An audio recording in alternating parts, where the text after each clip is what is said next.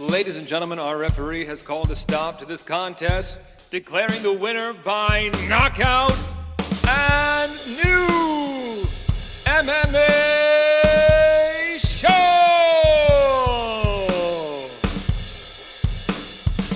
Greetings, ladies and gentlemen, and welcome to another exciting round of and new MMA show. I'm your host, Michael Hansen, and I do all kinds of stupendous things with microphones because I'm a ring announcer and MMA cage announcer. And I'm joined this week, as I always am, by my two friends who bring MMA punditry to new heights, dare I say. Introducing first, from New York, Mark Priaulx. How are you, my friend? I'm tired. What's going on, boys?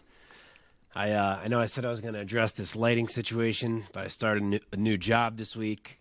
I'm still in the work attire at the moment. I haven't even gotten home today since work. So yeah, it's been a day. No hat to block the light, but oh well. I'll be a snowman. It's all good. I feel you on the exhaustion thing. I also have started a new job, a new day job. But I will be ring announcing in my alter ego job this weekend for Star Boxing once again this Saturday night. Check it out. Nice. In Huntington, New York on Long Island. It's going to be fun. And introducing now from Florida, the Sunshine State, it's the Nicaraguan Nightmare, Omar Artola. What's up, my friend? How are you? Doing good, man. Another week in the bag. Got Jurassic Park tickets for tomorrow. Jurassic World tickets, whatever. It's my next movie on the list, so I'll let you know. I didn't even know that was already out. I feel like I just saw the commercial for the first time yesterday. Comes out tomorrow. There's another Jurassic Park? It's the third Jurassic World. Park. Yeah. Is it with Chris Pratt again? They're bringing back Chris Pratt, but they're bringing back the people from the first movie too. From that's cool. Jurassic Park. That's cool. Yeah, they're old as shit. It was like a Lost-esque commercial. Like, we have to go back. Are they bringing back the super old guy who was from the first movie? Who was like he's still alive? No, wait. If you're talking about the old man from the first movie, no, the guy who like owned dead, Mike. No, man, he was my favorite part of that movie. I thing you meant the guy who's old now that was the star of the first movie. No, he was great too. That dude is hella old. He's super dead.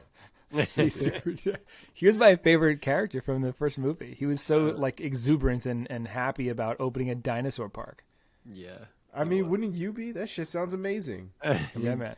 The movie showed us our faults of wanting things like that. But it still sounded fucking cool. Excuse me. All right, gentlemen. Enough about movies. I wish I was more of a movie person. I have a child, though. I do too. You know what we make time for is mixed martial arts on this show. Facts. We have a lot to get to, guys, because we are, once again, recapping and previewing some MMA in our lives. So let's get down this rundown of the show tonight. We're going to start, as we often do, with our first segment on the marquee. We're going to talk about fights from this past weekend's UFC Fight Night, Volkov versus Rozenstruik. We're going to throw a bunch of those fights into our very fun lightning round, where I challenge these two distinguished MMA gentlemen to give me their fastest, quickest takes possible. We're going to find out who rose and who fell in our very own ranking system, the Priaulx Rankings. That's right. We're going to go inside the MMA sphere with Omar and find out what's new in the MMA world in terms of headlines and things going on outside of the cage.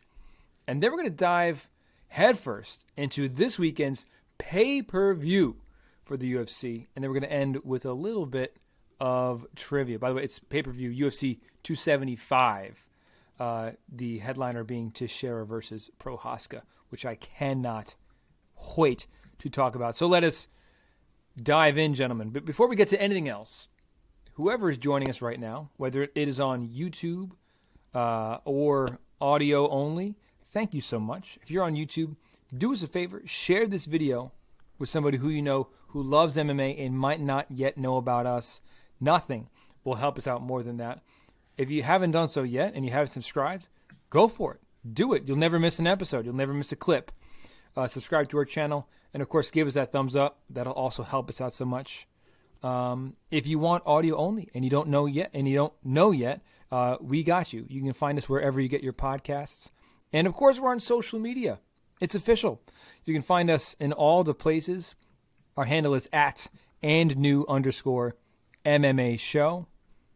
And with that being said, guys, this week, the name on the marquee has got to be Alexander Volkov, who this past Saturday night at the UFC Apex for UFC Fight Night Volkov versus Rozenstruik defeated Jairzinho Biggie Boy Rozenstruik by TKO at 2 minutes and 12 seconds of round number 1. Mark, I've spoken enough.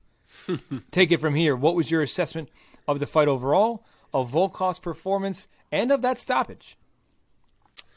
Well, that didn't play out quite the way anyone expected it to, did it? I would imagine the odds on Volkov by KO in round 1 were pretty high. But to get the stoppage out of the way, I honestly didn't have much of a problem with it. Like, yes, it gets stopped, and then Rozenstruik kind of starts running away right afterward, almost like he's ready to reset, like he's shaking it off. So naturally, when you see that, your mind is kind of like, oh, maybe it shouldn't have got stopped. But, like, Herb doesn't know that's what's going to happen. He's watching this man eating big shots. He had his balance taken away like 2-3 different times in that instance. And I don't think it's a bad stoppage. Is it the most obvious stoppage that ever happened? No, but I really didn't have a problem with it. Like, even when it happened, I was like, oh, yeah, like I thought it was about to stop. And then you see him run, and it's like, but, you know, you got to make a call in the moment. I'm sure Omar will have a take being the future ref that he plans to be. Nice. But it did not bother me. I think he just got stuck in a bad spot and couldn't really get out quick enough, and unfortunately ate too many shots. But as for Volkov, that was a big-time I'm still here performance. Like, that was exactly what he needed to do at this stage of his career to keep himself in a place where he's going to be getting big fights. To go out there and finish that in one like that really kept him, you know, holding his status that he's at right now. And I thought he looked good. He was working the low kicks. When Rozenstruik flurried, Volkov stayed in the fire right with him. He got caught, but he bit down. He went for it, and he got it, man. He did what only Francis Ngannou had previously done and finished Jairzinho Rozenstruik. So it's a good look for him and a big win. Definitely is. I definitely have seen worse early stoppages. This one was kind of like, oh, well. Yeah, like, well, you should have got out of there. Like the moment that Herb stepped in is when Rozenstruik kind of popped back up, and you're like, right. But I've seen worse once, and I'm just kind of like shrugging. I'm like, kind of sucks for Rozenstruik, but like you said, he should have got out of there sooner. Omar, let's bring you in here. What were your impressions of Volkov's performance overall, of the fight overall, and what was your take on this stoppage? So the night that this happened, I fell asleep. I did not watch it live either. I didn't watch this live. And so I woke up the next morning and I see that Volkov wins by TKO in round 1. And I'm like, what fucking world am I living in right now? So I look up and then all of a sudden it's, controversial stoppage. Herb Dean fucks up again and, all this other stuff. And I'm like, no, Herb Dean's at it again. But when I watched the fight, I really wasn't mad at this stoppage. And I was thinking to myself, like, if this was me and Herb Dean's situation and I saw this happen, would I have stopped the fight? And I can't tell you I would have stopped the fight, but I wouldn't be mad at another referee who would have stopped the fight in that moment. The sequence when it started off, the left hand that started off that whole sequence was bad. Like, that threw Jairzinho back. Jairzinho's legs kind of went out from under him, and that was kind of where he lost balance along the cage. And then he just kept getting pieced up. We've seen this before where, a lot of people have the expectation, this like gladiator expectation, where Jairzinho's not supposed to be stopped until he's dead. So he's basically out cold on the mat. And you've heard referees, not just Herb Dean, talk about, we're looking to see kind of where the progression of the fight is going. And if we don't see the fights changing in any way, we're not going to sit there and let the fighter take unnecessary damage. Different referees seem to have a different take on exactly what that line is. But I wasn't mad at Herb Dean stopping the fight in that moment. I mean, Jairzinho wasn't really defending himself very well. He just kept going down on the ground. There's nothing to say that him turning his back the way that he kind of did to try to get out the corner would have worked, because Volkov was all over his ass the entire time. I did think that as soon as it was over, though, that I knew it was going to be one of these, oh boy, somebody's going to get something as soon as I saw it physically. Yeah.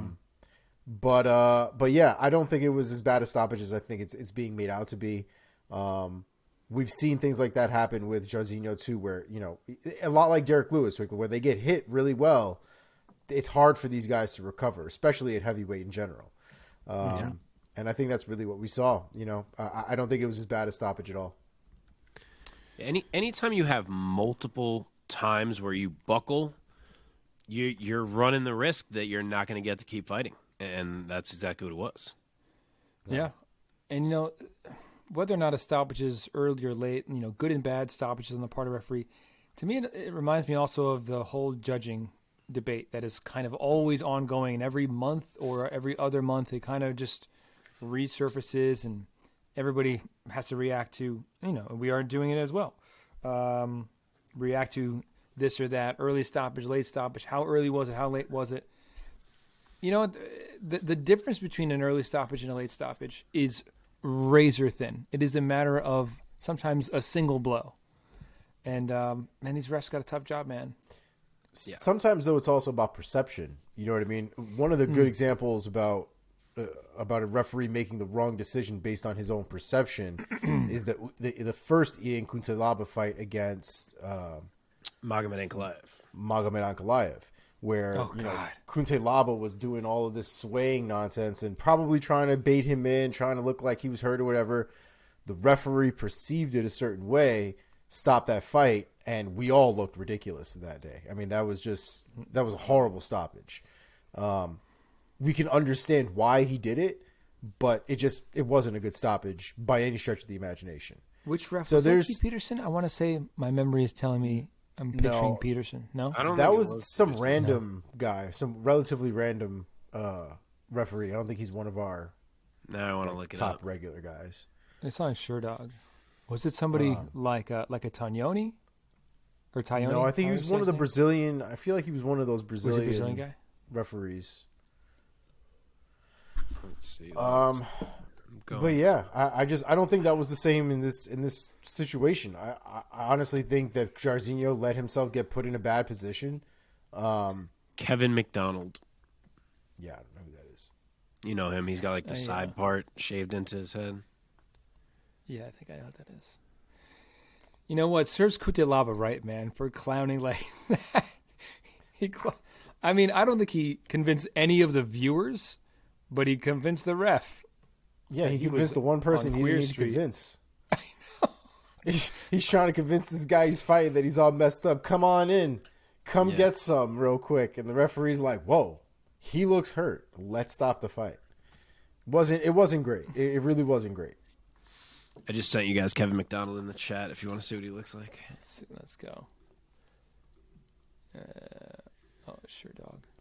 Oh, and I'm over here. You know him, right? My text messages. Yeah. He's all right. Yeah, he's all right. Does Sherdog have like ratings for the refs? I have no idea. Should. Wow, interesting. I just clicked on it. All right, let's talk about where these guys go from here at heavyweight. Mark, let me throw it back over to you. Let's start with the winner, Mr. Volkov.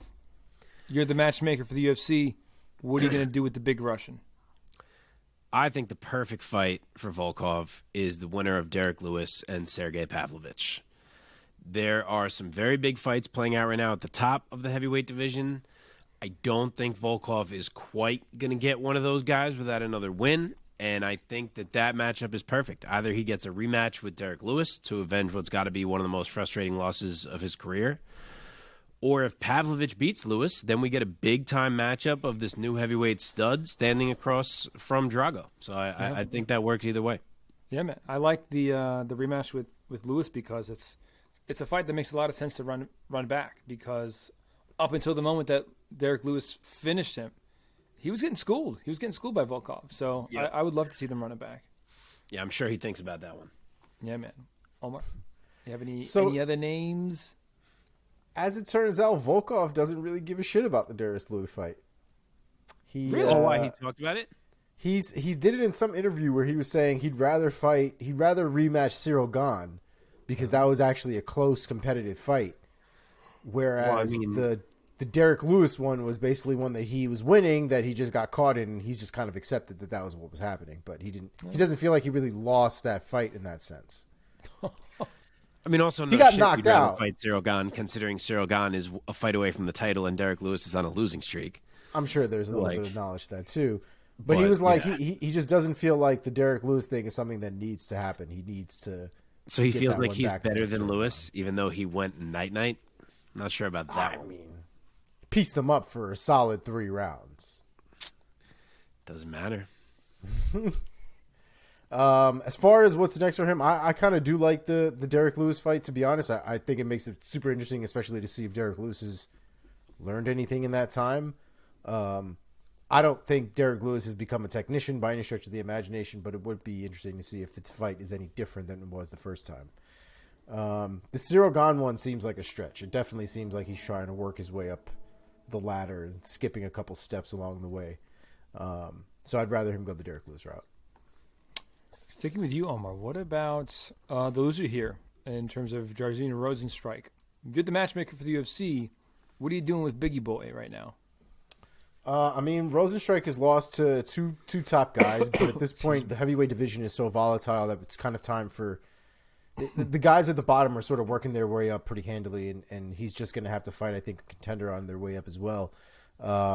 Somebody like, maybe Marcin Tybura, even Ivanov would be an interesting fight at this point against Rozenstruik. I'd probably rather see Marcin Tybura against Rozenstruik over Ivanov personally, but that would be my pick. Mark? I almost said that myself, but instead I decided to get very complicated based off my Volkov matchup. So bear with me here and just go with the loser of that fight. I think it works perfect for Rozenstruik as well. If Lewis is the loser, we get to see Rozenstruik and Lewis, which we've somehow never seen and feels like we should have seen. And if Pavlovich is the loser, then it's like, all right, he couldn't get past Derek Lewis, but let's have him fight lesser Derek Lewis in how I view Rozenstruik and see if he's better than him. So Totally. I'm kind of just taking that fight and putting the winner with Volkov and the loser with Rozenstruik. I like it. All right, gentlemen. Well, congrats to Mr. Volkov for his big I'm Still Here win. And now let's march on down this card. In the co-main event, Movsar Evloev defeats Dan Ige by unanimous decision, earning a 30-26, 30-27, and 30-27 on the judges' scorecards.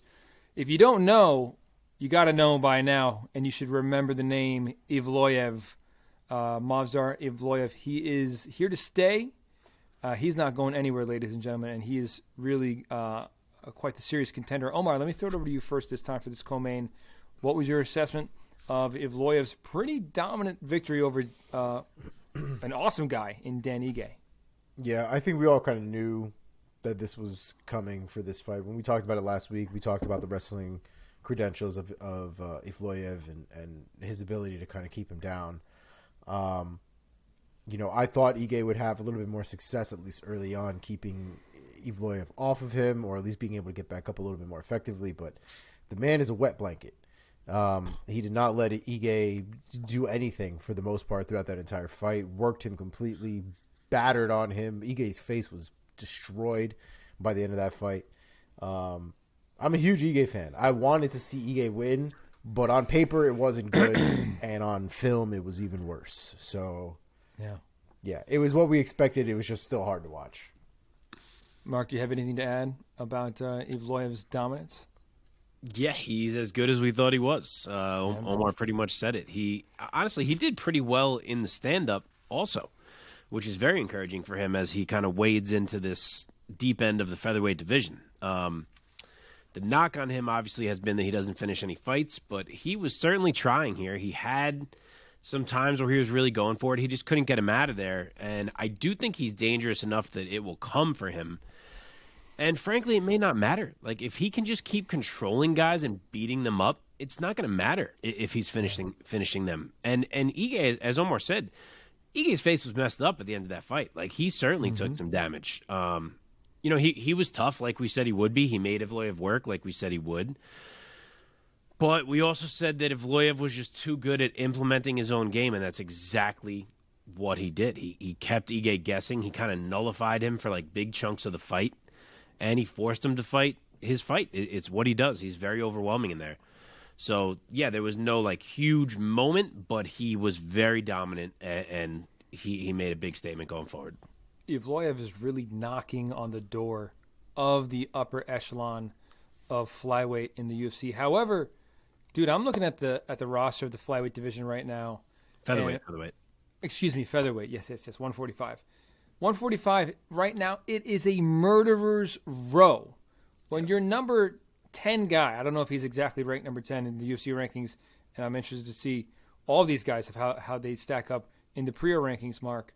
But when you're a guy like Yair Rodriguez is floating around like number 10 in your top 10. Bryce Mitchell is like right at the top of the top 10. Even Dan Ige, Giga Chikadze, and these are the guys who are not even in the top 5 yet. And where are you looking that Yair is not top 5? That's rude. Oh, ranking MMA. Really? Wow. Boo them. That's where I was looking too, actually. Where do I got Yair? I got Yair at number 3. Do you really? Nice. I sure fucking do. Dude, he's so good.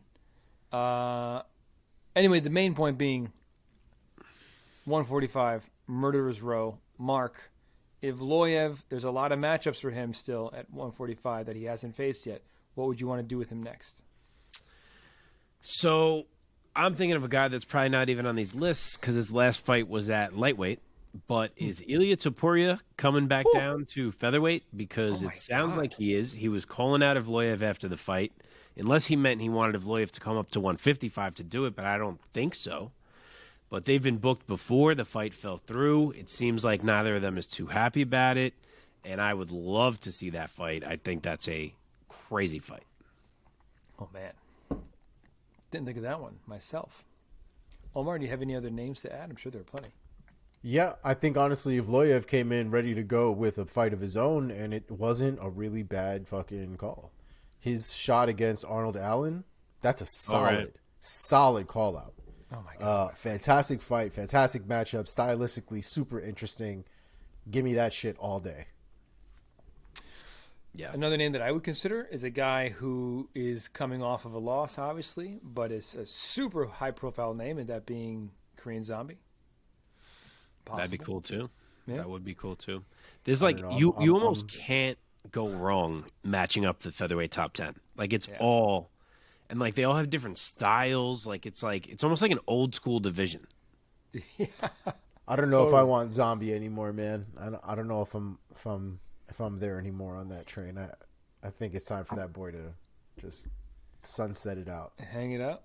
I don't think he walks after that. I think he'll at least take one more and hope that he wins it before he walks.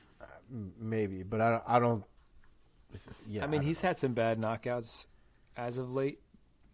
I mean, but that's the thing is the man has never really gotten knocked out now until recently, and he's taking bad by Volk. He's taking tons of damage to get to that point, and it just the Volk one was just over the top, way over the top.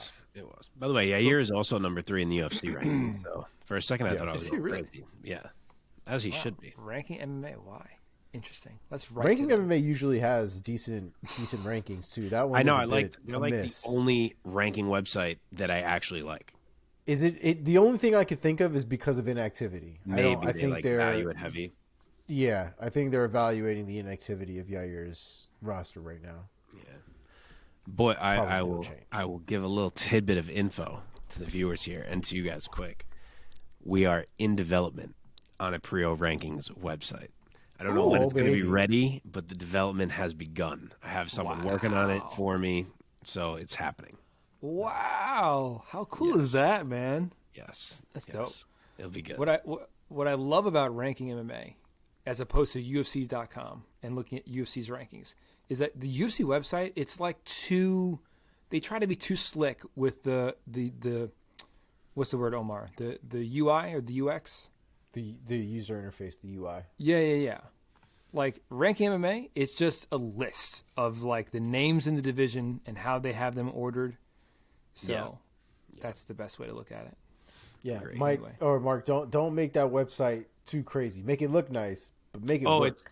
It's gonna be. I'm gonna keep it simple. It's rankings, and that's fucking it. I mean, there'll be Love it. some things you can click, but yeah. Get some pictures in there. People love pictures, man. All right, let's go on here. Let's just shout out a name real quick in the interest of time, because we got a little bit of a late start tonight, boys, and we're all. I'll say it. We all seem a little lower energy tonight, and that's okay. That's okay. All right, now I'm gonna pick it up. I know. Omar, give me a name for Danny Gay. Looking at featherweight, who would you want to see him face next? So there's 2 fights actually at featherweight that I think would be super interesting. The first one I was looking at was Cub Swanson. Stylistically, I think that's a very interesting fight, just fun to watch. And the other fight I had on my list was actually Hakeem Dawodu. I think that would also stylistically just be a very interesting, fun fight to watch. Mr. Priaulx? I like both of those. I'll go back to one that I throw out there all the time, but I don't think it's ever made more sense than it makes right now, which is to run it back with Edson Barbosa. Both guys have been losing a bit lately. They're at a very similar standing in the division, and that was a super controversial result, and I would love to see them run it back and see who's better once and for all. Yeah, I didn't know if 2 years was still too soon or not, but I wouldn't mind it. I've been asking for it since it happened. Nice. Okay, before we jump into our lightning round for this fight night card, one other fight we just want to spotlight real quick, that being the card opener in the women's flyweight division. Erin Blanchfield defeats JJ Aldrich by submission via guillotine choke. The official time coming at 2 minutes 38 seconds of round number 2. Blanchfield now 9-1 as a professional, but more importantly, she's 3-0 in the UFC women's flyweight division, gentlemen. This time, getting her first finish under the UFC banner. So, Omar, when you watched this fight with Blanchfield, what stuck out to you in terms of her performance and anything that you want to highlight? So there's a few things that stuck out to me, and I wonder if this is going to be more controversial than Mark was about to go into. I like Erin Blanchfield. Her fight against Maverick, she was a beast. I think we were talking about this fight last week. I think I mentioned that this fight is going to be a scrap. Like, it was going to be a competitive fight. And up until the point where the finish happened, that's exactly what I thought it was. JJ was bringing the fight to Erin Blanchfield. She was definitely fighting back. And there's a lot of good exchanges that were happening. What I wasn't super impressed on in this fight specifically was Blanchfield's striking. She didn't really seem like she had a good management of distance. A lot of her strikes were very tight and in close, but they were thrown as if they were supposed to be thrown from a farther distance. So she wasn't really getting a lot of actual punches off, so much as just a lot of movement trying to go with the combinations, which I'm assuming is some instinct in her head. But it wasn't as much effective striking as I think we saw in the Miranda Maverick fight. The takedown, first of all, her takedown defense is next level. At one point, there was a sequence where she threw a head kick at JJ. Yes. The head kick, the foot basically like stayed stuck on JJ's neck, and JJ tried to like trip her, like push her over for a takedown, and never got it. Not only did she never get it, but Blanchfield was able to bring her foot back, get back her base, and then work her way out of the clinch to, from that sequence. That shit is crazy. You almost never see that actually happen in real life. So that was a fantastic showing from her as far as her takedown defense was concerned. So there were a lot of great things to take away from the Blanchfield performance. There were definitely some things where I think she needs to tighten it up. She gets hit a lot in that fight. I think both of the girls weren't able to really get effective range in that fight, so they weren't really cracking each other, I think, as hard as they could have.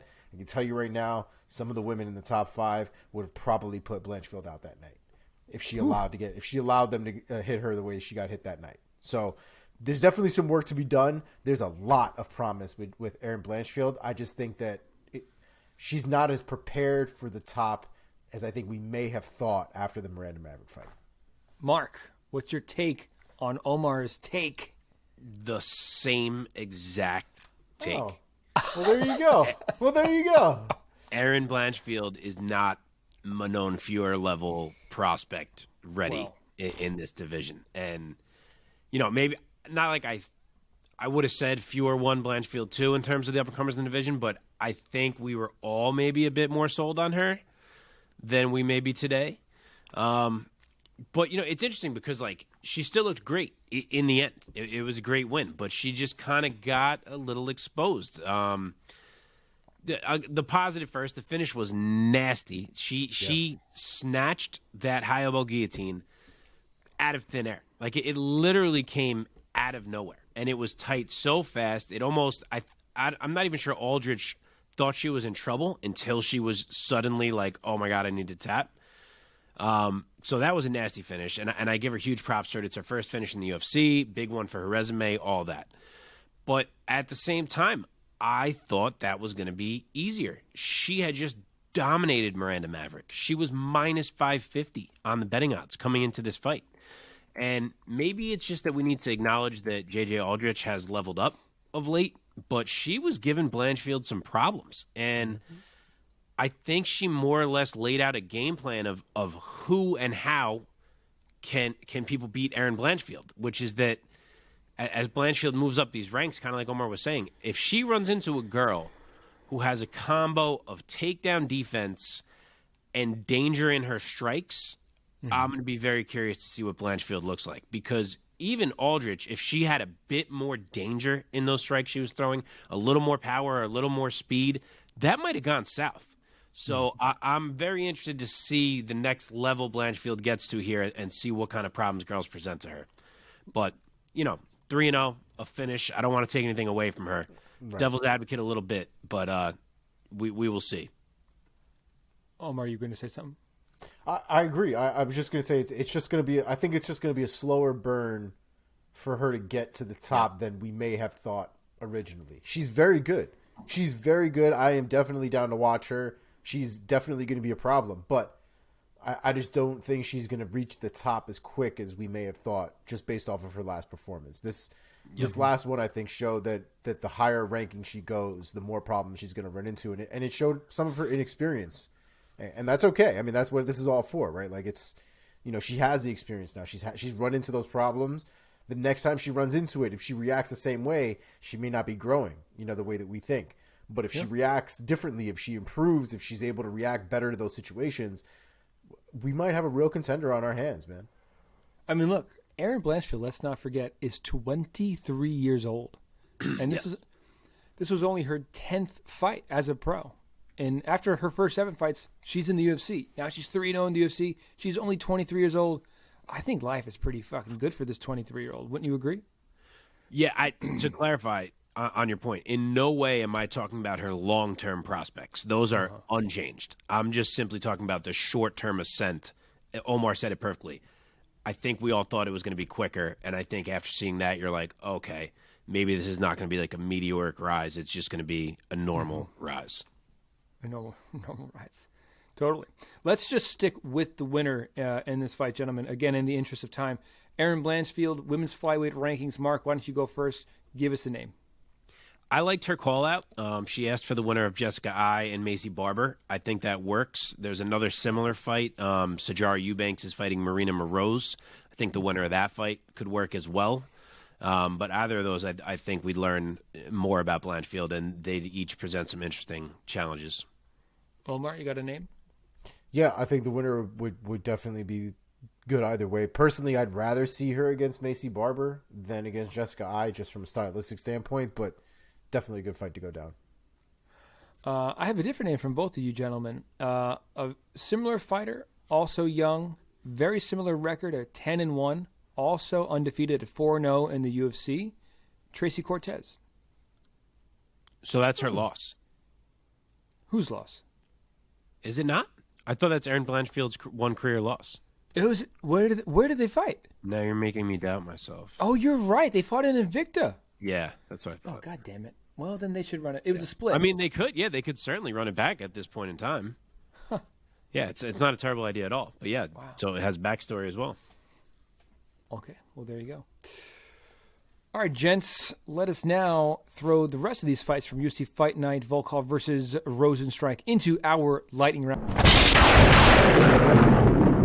And so, folks, if you're joining us for the first time, our lightning round is our not a game show where I challenge these two MMA pundits to give me their quickest lightning takes. That means a phrase or two, which sometimes gets abused, and I feel let down. That's okay. I might have used it on a couple of these. That's okay.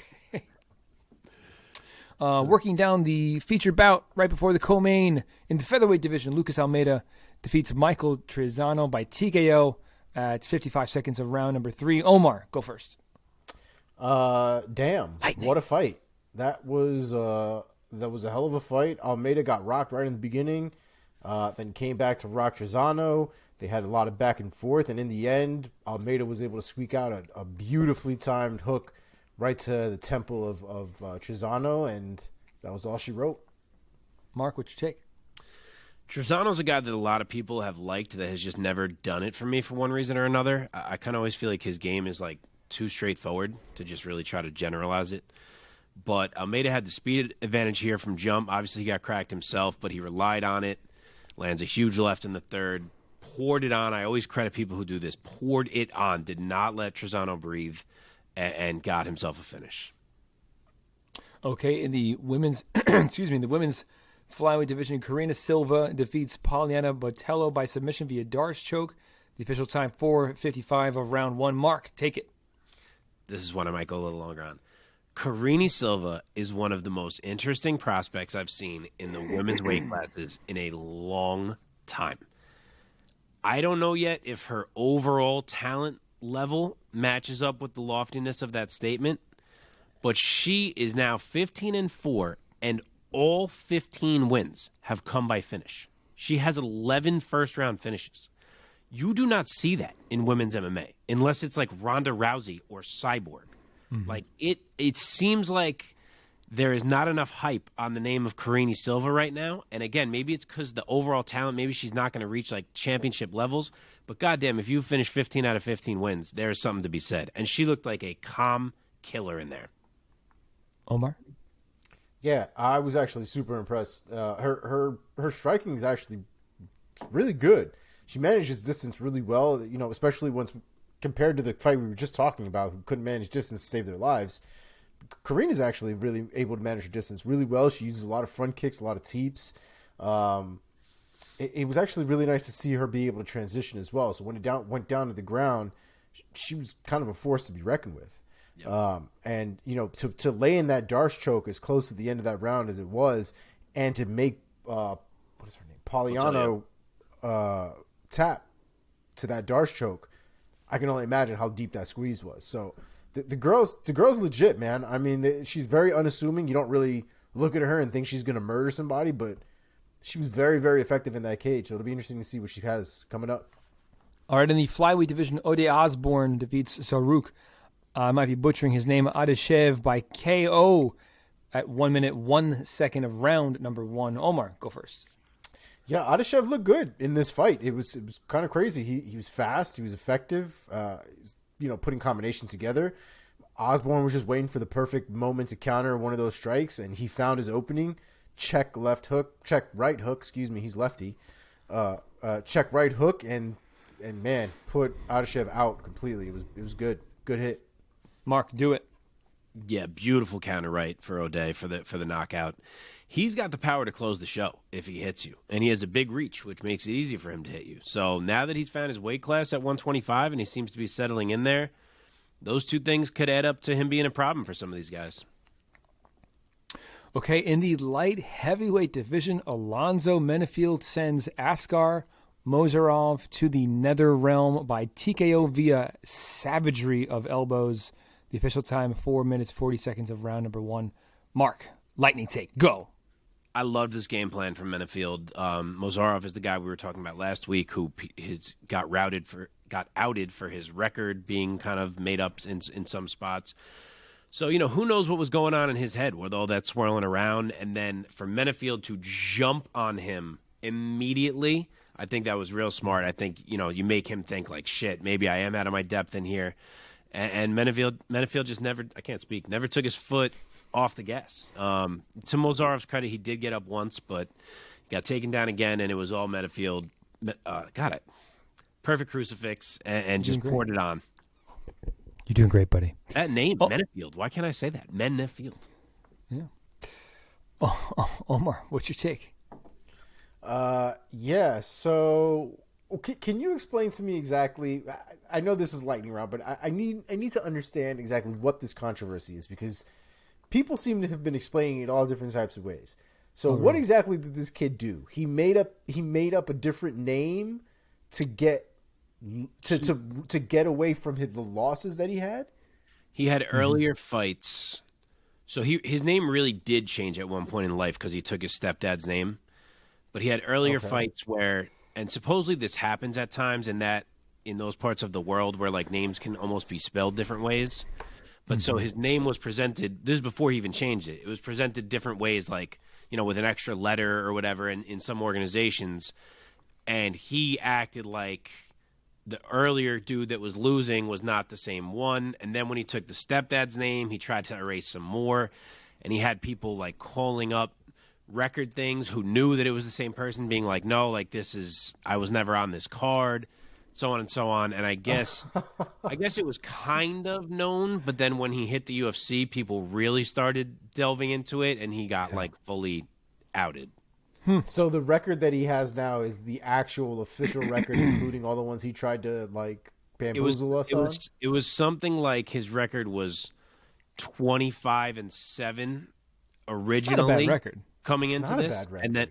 and originally, like that was his record that he had was 25-7, and really it was like 19-12 or something. Oh, Jesus Christ, that's a pretty big difference. Yeah. Yep. So he lost wins and he gained losses. That's all right. All right. Well, that's weird. Yeah. Anyway, Menefield's an animal. Menefield got him in that crucifix salivary position, and just started raining down. Dude, the punches were one thing, but once he started raining down those elbows, you could see he was. Yes. Those will probably kill you if no one was there to stop him. Like, oh my god, those were bad elbows, man. Those were bad. Yeah. Okay, the feature bout on the prelims of UFC Fight Night. Volkov versus Rozenstruik. In the women's strawweight division, Karolina Kowalkiewicz defeats Felice Herrig, sending her into retirement, defeating her by submission via rear naked choke. The official time, 4 minutes, 1 second of round number 2. Omar, take it. Man, this was like watching a Western and just watching like the clock count down to who was going to pull the gun first, man. Like this was... This was wild because both of these women had one foot out the door before this fight. Both of these women were prepared to retire if things didn't go well. And to see both of them in there, and let's be clear, this is the best Karolina we've seen in years. I don't think this woman's going to win a title anytime soon, but it was still the best Karolina that we've seen in quite some time. And the one thing that I took away from that fight was how on Karolina looked. She just looked like she wanted to be there, like she was in the fight. And Felice Herrig didn't. That was one of the big differences. Felice Herrig did not really look like she wanted to be there anymore, and it showed. And she got hurt for it. And you could see even when she got the choke in, Felice didn't even try to fight the hands. She was fighting this bottom one, which. Like Jiu-Jitsu 101 is this is not going to help you with anything. Everyone knows this. You've got to fight the top hand. You've got to fight the hand that's, palm to palm. You try to fight it if you can reach it. Otherwise, you fight the hand from the top if you can, if it's not behind the head. But like the choking arm, though, it's more instinct, I suppose. Right. But that's sort of my point, right? Felice is known for her ground game. This is not something she's not, she should know this. This is something that should be the instinct for her. Should be to do the appropriate defense, not what a normal person would do if caught up in that situation. But it just looked like Felice was just sort of in that rut where it honestly, to me, it looked like she was like, just do it. Just finish it. Let's be done with this shit. That's the way I felt about it when I was looking at it, because there was at no point was there any appropriate defense for that rear naked choke at all. And there were two of them, and she didn't defend either one of them properly. So, I will say Felice has had a great career, in my opinion. I think she's been a fun fighter. She's been a very charismatic fighter. I'm always down to watch Felice fight. She was always somebody that I was definitely willing to go out of my way and make sure to turn on. Yep. And, it sucks to see her kind of go out like this, kind of on a large losing streak and not really being able to put it all together in the end and getting a championship or whatever else. But definitely somebody who, when I think about MMA going forward in the next few years and stuff like that, her name will still definitely come up. Mark, your turn. Who was that? Who was that person? We haven't seen her in years. I don't know how they got her to show up again, but that was Karolina Kowalkiewicz. It was nice to see. Well, if you want to thank anybody, she credited her resurgence to Joanna Jędrzejczyk. Really? And the Polish women's sisterhood that was going on there. She reached out. She moved everything from Poland, went to Florida, started training with ATT and Joanna's team, and there we go. That's the result, and a great result.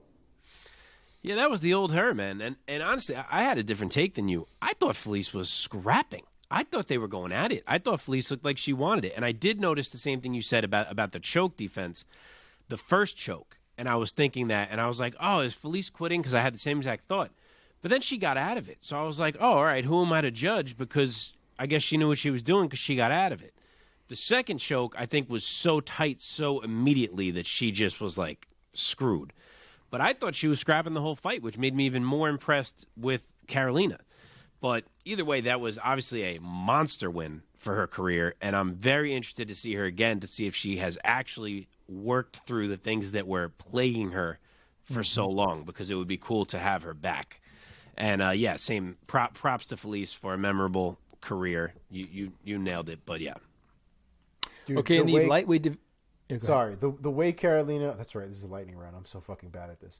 The way Karolina reacted after that fight, you would think that this woman had just won, like, 2 championships on the same night. I mean, That's what happens there was when nobody you more lose ecstatic 5 in a that row, night than man. Karolina. For sure. Emotional. Yeah. If it's a lightning round and one of you guys goes way over, do I have to give the other one extra time? Like, is it like a presidential debate? Start yelling.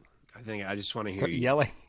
It's like, stop. I wonder if we should get you a buzzer. We should just get you a buzzer and you just buzz. We're going to hold up a picture of a lightning bolt. Okay, in the lightweight division, Joe Solecki defeats Alex da Silva Coelho. I probably fucked that up at the end. By a majority decision. I always love the sort of more odd decisions. Majority decision. One judge scored it even, 28-28. The other 2 judges going Solecki, 28-27 and 29-27. Mark, take it first. This was a nice scrap with a baffling result. This should have been a draw in my book. Da Silva won rounds 1 and 3. Solecki won 10-8 in round 2. That's a draw. I listened to the argument that you want to give Solecki a 10-7 in round 2, which is what one judge did, so therefore he wins. I'll allow it. You cannot score that round 10-8 and still have Solecki win the fight because you gave him round 3, like Sal D'Amato did. He absolutely did not win round 3. Huh? He lost. There was a point taken away for grabbing the fence. He did it. That's the right. referee did it. With his foot, right? With his foot. Well, that's why it's 10-7. If you gave him a 10-8 in that round just based off of performance, and then you subtract another point, then it's a 10-7. Yeah, that's what I just said. Yeah. I don't know if you guys... So my point was that Da Silva won rounds 1 and 3. And that, personally, I gave Solecki 10-8 in round 2. So to me, it's a draw. But I said one judge gave him a 10-7 because he thought it was a 10-8 plus the point, which I'll allow. So the one judge that had Solecki winning because of that, I'm fine with. The other judge that had Solecki winning, he gave him a 10-8 in round 2, but he scored round 3 for Solecki. And there is no way Solecki won round 3. So I don't know how that can be scored that way. And to me, it was a draw. But I'm just more baffled by someone scoring round 3 for Solecki. Omar? Yeah. I did have it as a 10-7 round, in my opinion. I thought it was a 10-8, and then the grabbing in the fence was crazy. I was actually glad they took away a point because at what it was point even crazier in another fight earlier.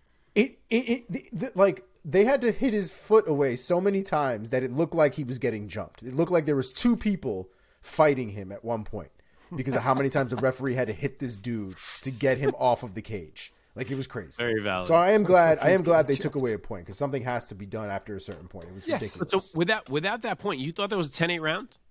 I did. The second one, yeah, I did. Because it's not like he was hurting him.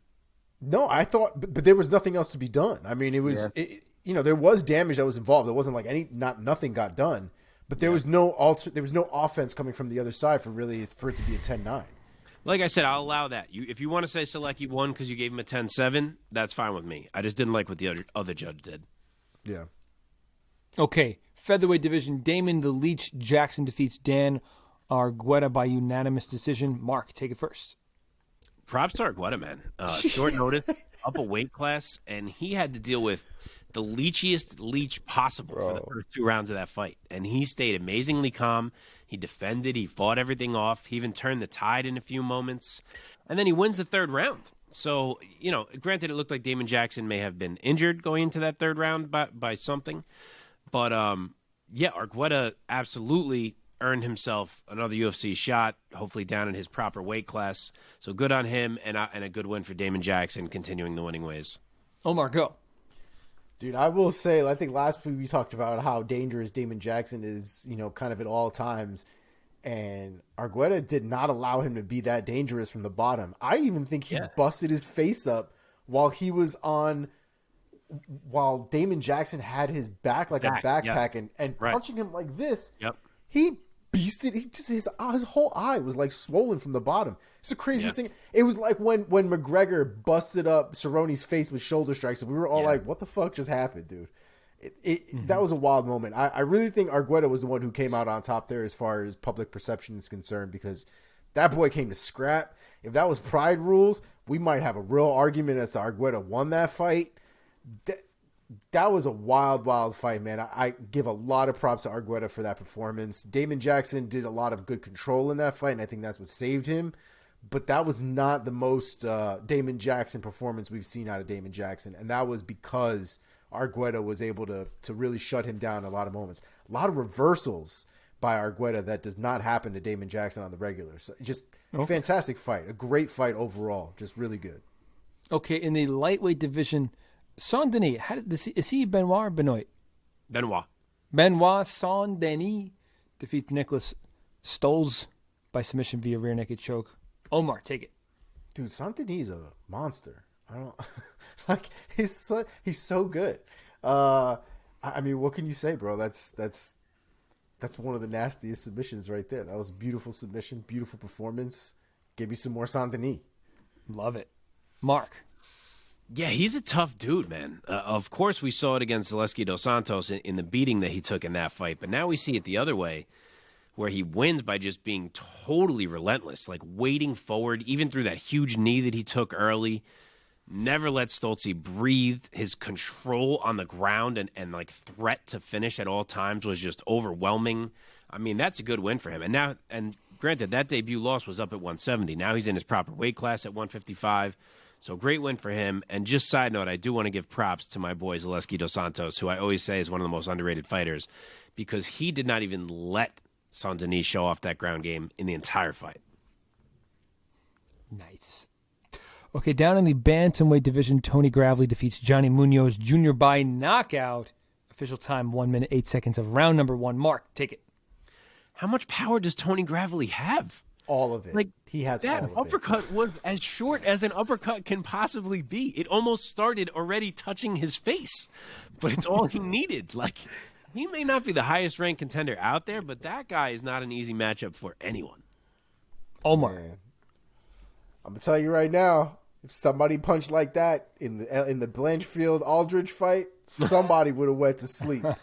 Because that's all that was short punches. I mean, Gravely's punch didn't even come out of the chamber and knocked him out. It was the craziest thing I've ever seen. The man's got power for days, it seems, man. And it looked like when someone goes to like tickle you and they're just like, gotcha. Like that's all it was, like a little reach. I definitely had to see the replay because I thought he Omar just freeze ran on us? into him. Uh-oh. Oh, no, I'm come still back. here. Keep going. All right. He can hear us. I definitely thought he ran into him. I didn't even see the punch until the replay, but Yeah. what a solid knockout. Okay, moving further down into the flyweight division, Jeff Molina defeats Zhalgas Zhumagulov by a split decision, boys, earning a 29-28 and a 30-27. Did I say that right? Yeah. Yep. Mark, go first. So I see Omar shaking his head already. I guess we're going to disagree on this one. Oh, he's still frozen for me. Oh, really? He's Yeah, back looks for like me. this. So again, like we said earlier, I did not see this card live. And one of the things I saw, like all over Twitter, was like, oh, this robbery, Jeff Molina, no way he won that fight. So I go back to watch it, and I'm expecting to see this robbery. And I had no problem with it at all. I thought Jeff Molina won round 3, and I thought rounds 1 and 2 were genuine toss-up rounds where I was like, man, that's such a hard round to score. So I really didn't think it was controversial. It was a close fight, of course. Both guys showed their skills, but Molina gets it, and he keeps rolling. Omar? Yeah, the reason I'm shaking my head is because that is one of those fights where I know I can't be a judge. I know it. I know it. Because I by the end of the first round, I was done scoring. I didn't know. I didn't want to score anymore. I just wanted to enjoy the fight. It was just too stressful to sit there and just really try to figure out who won those rounds because they were genuine toss-ups. They were as close rounds get. Even the 30-27 for Jeff Molina, like as crazy as those scorecards were, there's arguments to be made that he won all 3 rounds as close as that was. I agree. So it's not as crazy as it was. Jeff Molina thought the 30-27 for him was crazy, which I'm sure being in that fight, he didn't feel like he won all 3 rounds, which I give him. But they were razor close rounds, very, very close rounds. And I'm just glad I didn't have to be the one to score that fight. That's all I'm going to say. Great fight. Man. Glad I didn't have to score it. All right, last one for this lightning round in the welterweight division. Somebody's got to help me out with this guy's name because he is one of the ones that got away from me in my name prep for this show. Fakhretdinov. Yeah, I don't remember how they said was it Renat? I don't remember how they said the first name, but then I think it was Fakhretdinov, yeah. Fakhretdinov defeats Andres Michailidis for you. by UD, earning 30-26, 30-26, and 30-27. Omar, why don't you go first? Yeah, somebody needs to get Michailidis a fucking oxygen tank because that boy is that man might just be completely out. I mean, I've never seen somebody just try to be completely on top of somebody like that. And to Michailidis' credit, there was a lot of reversals in that fight. He tried his best, out wrestle him and out grapple him, but the perseverance of Fakhretdinov is go with it. Is I'm just gonna go with it. Is wild. It wasn't the most exciting fight, to be honest, but it was as grindy a fight as it gets, and there was a lot of good technique in that fight. But Michailidis had a lot to work against in that fight, and it just didn't go his way. Mark, take us home. Yeah, this guy Fakhretdinov looks like he's got to be awful to fight. I mean, holy hell. He is just on you, and he's so strong. He's controlling you, and he's not just someone who's controlling you. He's trying to hurt you the whole time. And for him to do that against a guy who's usually a middleweight in Michailidis has got to be pretty scary for the rest of the welterweight division. So that was an impressive debut. All right, boys, that does it for this week's lightning round. Thanks. We'll try again next week. Omar, God damn it. I know. I'm fucking bad at these. No, it's all good. Man. Let's put a bow on UFC Fight Night Volkov versus Rozenstruik by finding out who rose and who fell in our very own ranking system, the Priaulx Rankings. Mark, take it away. Yeah, it's a small bow this week. Definitely a lot of people moved around a bit, but only 2 that I felt were significant enough to mention. First one, Movsar Evloev moves from number 15 to number 10 in my featherweight rankings. I think the UFC put him at number 10 as well, so as expected, he finally gets that opponent that lets him make that jump. And the other notable move for me was Ode Osborne moving from number 23 to number 15 in my flyweight rankings. I don't know if he has cracked him in the UFC. I haven't looked. But he is a guy who a lot of people have liked and thought had promise. And he had a couple bumps in the road, but it seems like it's finally coming together for him in this flyweight division. Nice. And that's it. Nice. All right, gentlemen, let us go inside the MMA sphere now with Omar Artola. Omar, what's going on in the MMA world in terms of the headlines? What is going on? We actually have a lot of fight announcements to get to, so I'm going to run into just a few stories that we have, nothing too wild. The first one, though, is probably going to be the most intense one. If you guys haven't seen it, it was a viral video, so I'm assuming a lot of people, especially in the MMA world, have seen it. But there's a video of a boxer of a boxing match in South Africa. Fighter's name was Simiso Buthelezi, and it was his final boxing bout. It was caught on video, and basically what happened was he knocked down his opponent, and the referee went to go, stand the opponent up and do the count and all this other stuff. And when they went to resume the fight, the fighter who knocked down the opponent turned to another corner and just started fighting the air. Knowing what we know now, that is a very scary video to watch. It's a very wild video to watch because there's more context as to what exactly is going on. But it was in that moment that they stopped the fight. Immediately. Took him to the hospital. Yeah. They were done with that immediately. The opponent was very happy that he won that fight, especially as a result of having been knocked down moments before. So, I don't think he was thinking too much about the why so much as the result itself. But they took him to the hospital, found out that he had some internal bleeding in his brain.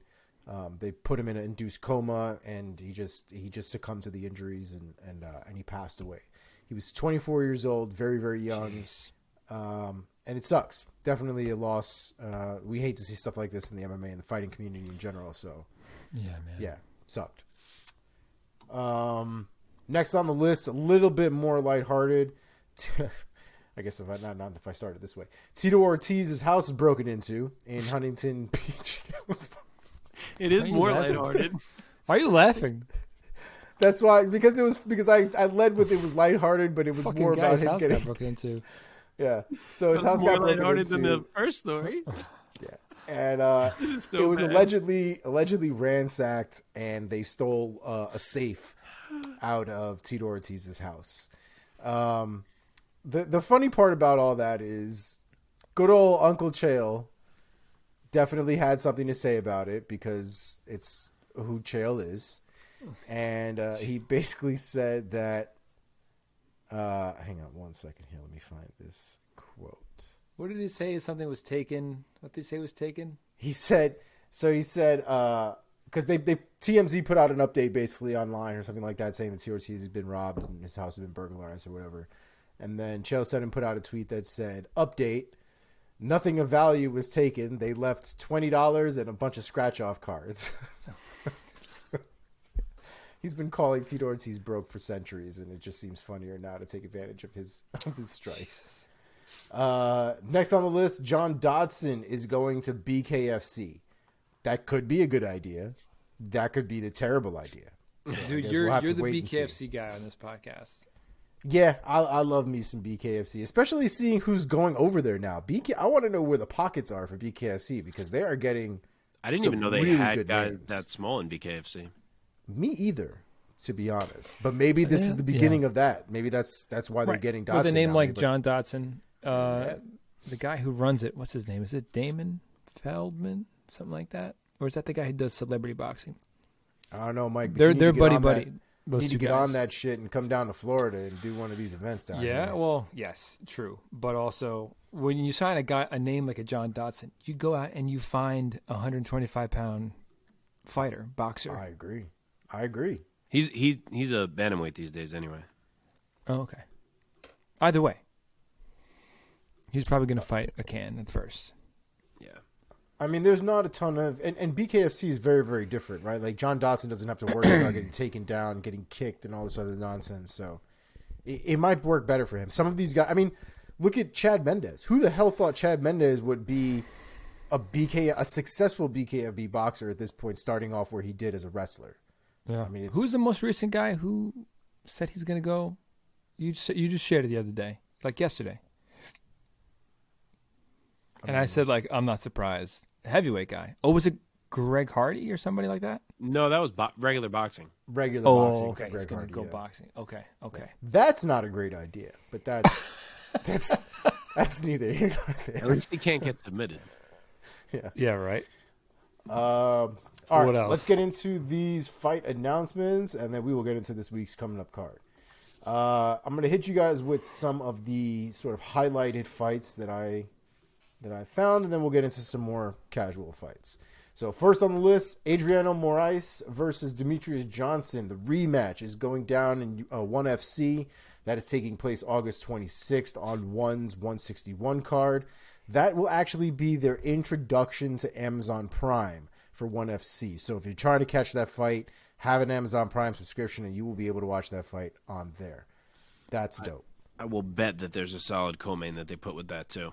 I would hope so. I mean, I'm definitely going to... I mean, that card now just became one of the easiest cards to watch for, I think, most people in the U.S. at this point. So, Dominic Cruz versus Marlon Vera has been officially announced for UFC's August 13th event.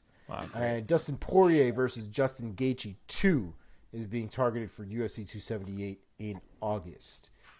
I did not necessarily see that one coming, and I am not really mad about it. So, there it is. Mario Bautista versus Brian Kelleher has been added to UFC's June 25th event. Ian Gary versus Gabe Green has been added to UFC 276 on July 2nd. Nice. Kennedy Nzechukwu. Yeah, you got it pretty much. You got it. Nzechukwu? I think it's Juku. Yeah, Nzechukwu. it's a tongue twister. Yeah, Nzechukwu. Kennedy Nzechukwu versus There you Carl Roberson has been added to UFC's July 9th event.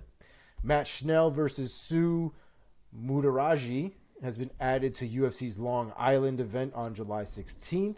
The next couple of fights will actually also be on the July 16th card in Long Island. Dwight Grant versus Dustin Stolfus. Shane Burgos versus Charles Jourdain. And Brianna Fortino is out against Jessica Penne, so now she will be facing Emily Ducote at that event. Oh, wow. Okay. Is she the Invicta champ? I am not I sure. don't know if she is. I mean, she's from Invicta. I can't remember if that's the champ of Invicta. Anyway, carry on. Next one on the list, Ignacio Bahamondes versus Ludovic Klein has been added to UFC 277 on July 30th. Yeah, she is. Alexa Grasso versus Vivian Araujo has been added to UFC's August 13th event. Alessio Di Chirico. I know his name. Hang on. Alessio Di Chirico. Do you hear this nonsense? What is that? It's fucking Alexa. Just told me I'm trying to pronounce Di Chirico and it gives me Shakira's birthday. So that's great. So Alessio Di Chirico versus Roman Kopylov has been added to UFC Paris on September 3rd. Shamil Abdurrahimov versus Jailton Almeida has been added to UFC Fight Night on September 10th. Oh, shit. Yeah, it's a big step up in terms of numbers, but I'm genuinely concerned for Abdurrahimov. That's a big man, though. Like, I know he just fought another big man, but Abdurrahimov is a big man. And like, a grappler at that. Like, yeah, I'm very interested. Very interested. Yeah. Louis Kosei versus Trevin Giles has been added to UFC September 10th event. Hannah Cyphers versus Melissa Martinez has been added to UFC's Fight Night on September 10th. For those of you who don't know Melissa Martinez, she is an up-and-comer. She's fought more on the regional circuit. She's a Mexican fighter, 7-0. I believe most of her fights are by finish. I think she's only got 2 decisions on her record. So that should be an interesting fight right at her debut in the UFC. Vince Pichel versus Jesse Ronson has been added to UFC's October 1st event. And last but not least, Cheyenne Vlismas? Cheyenne Vlismas, formerly Bays. Oh, her, yeah. Versus Tabitha Ricci has been added to October 1st event. That's a nice fight. That's all Dude, we got whenever for you this say- week. No one on this show can speak today.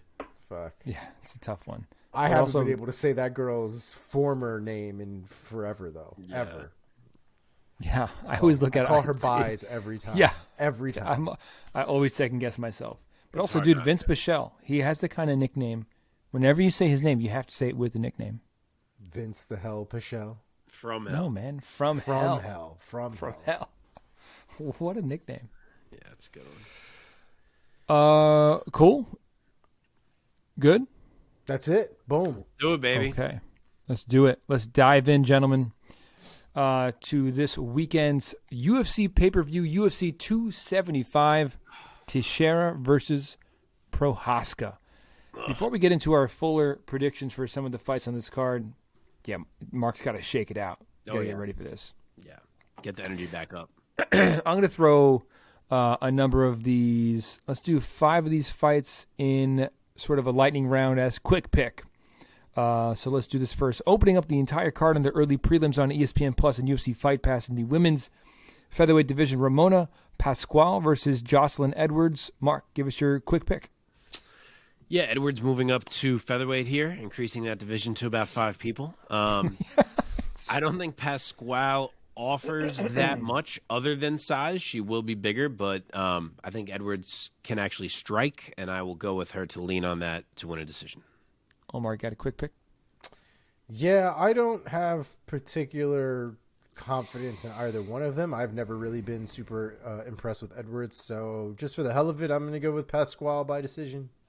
Okay, in the women's strawweight division, Liang takes on Silvana Gomez Juarez. Omar, give us a quick pick.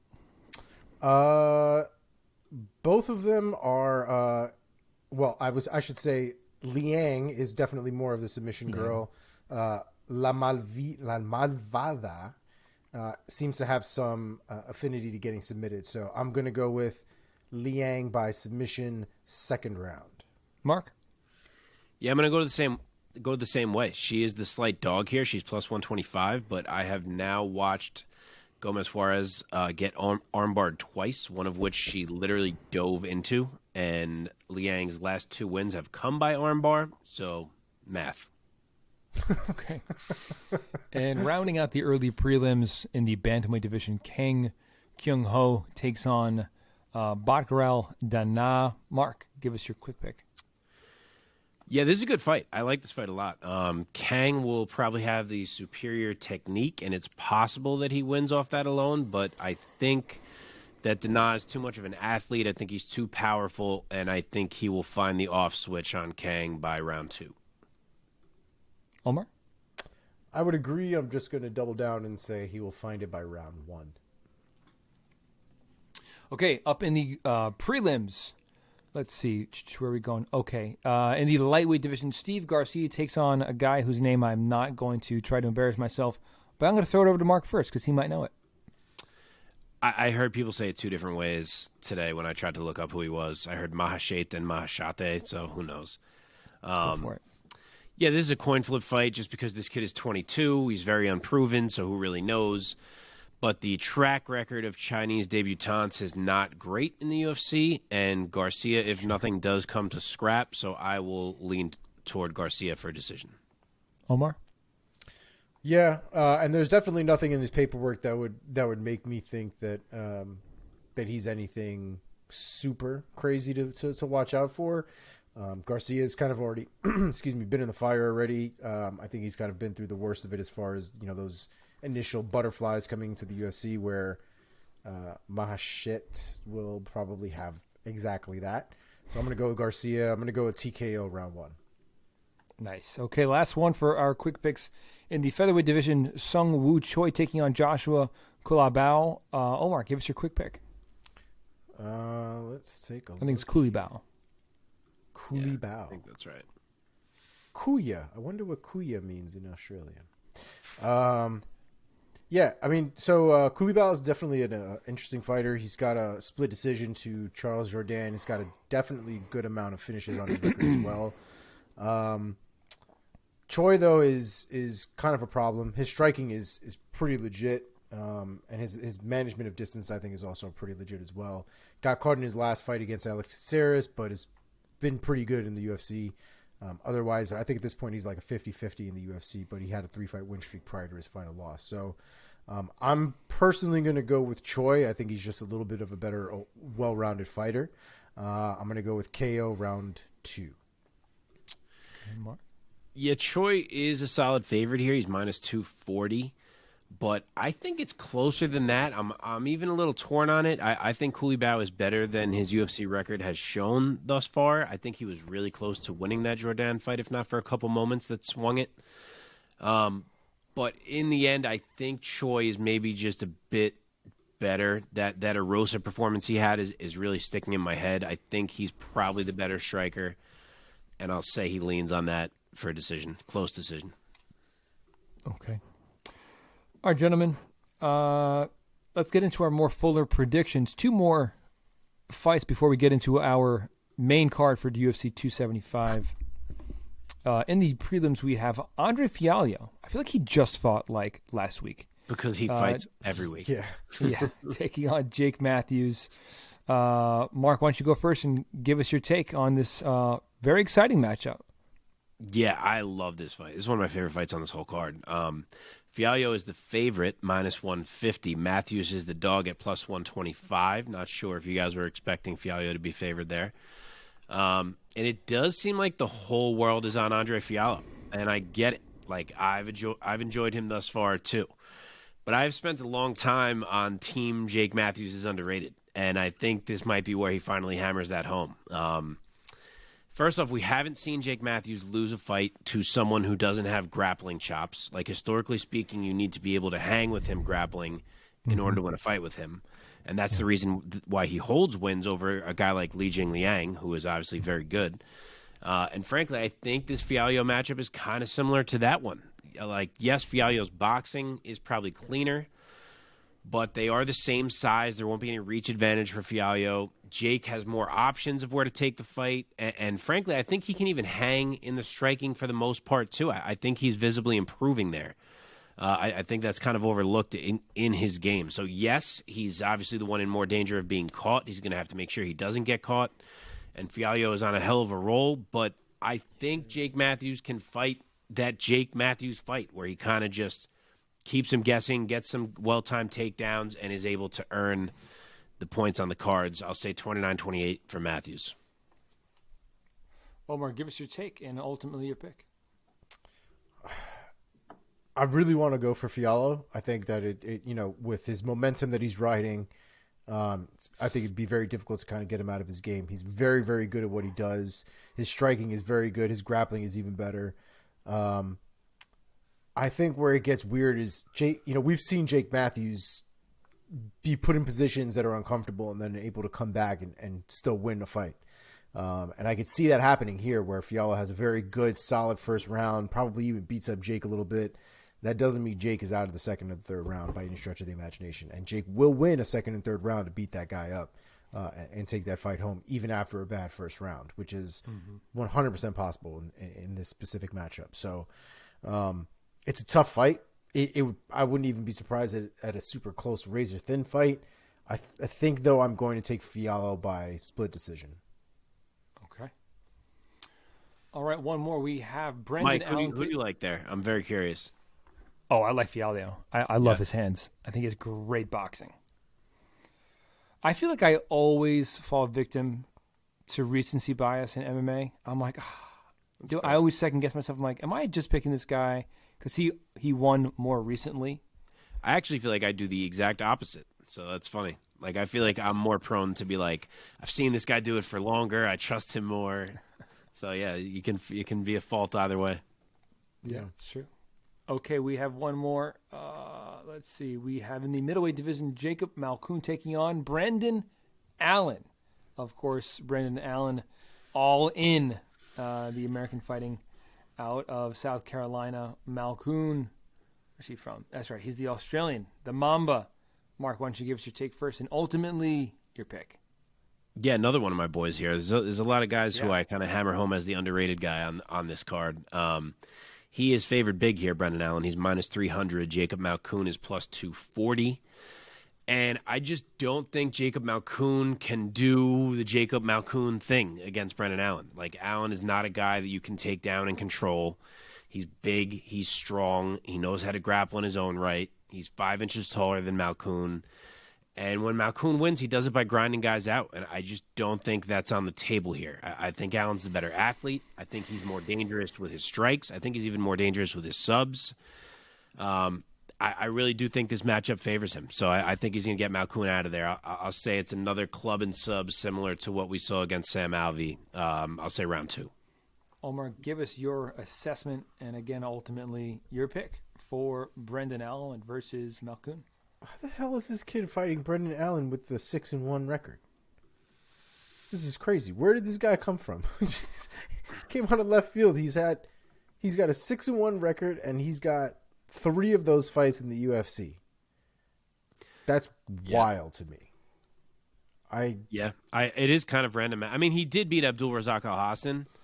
But then, they didn't jump him up, and they just gave him AJ Dobson, and now they randomly jumped him up. And now they give him Brendan Allen. It just seems like a lot. It is a little random. I agree.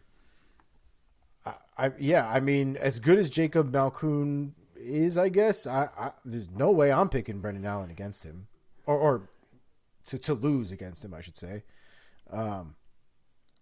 I think it'll probably be a grinding fight, but I don't see Brendan Allen. As of right now, I don't see Brendan Allen losing that fight. So I'm going to go Brendan Allen by decision.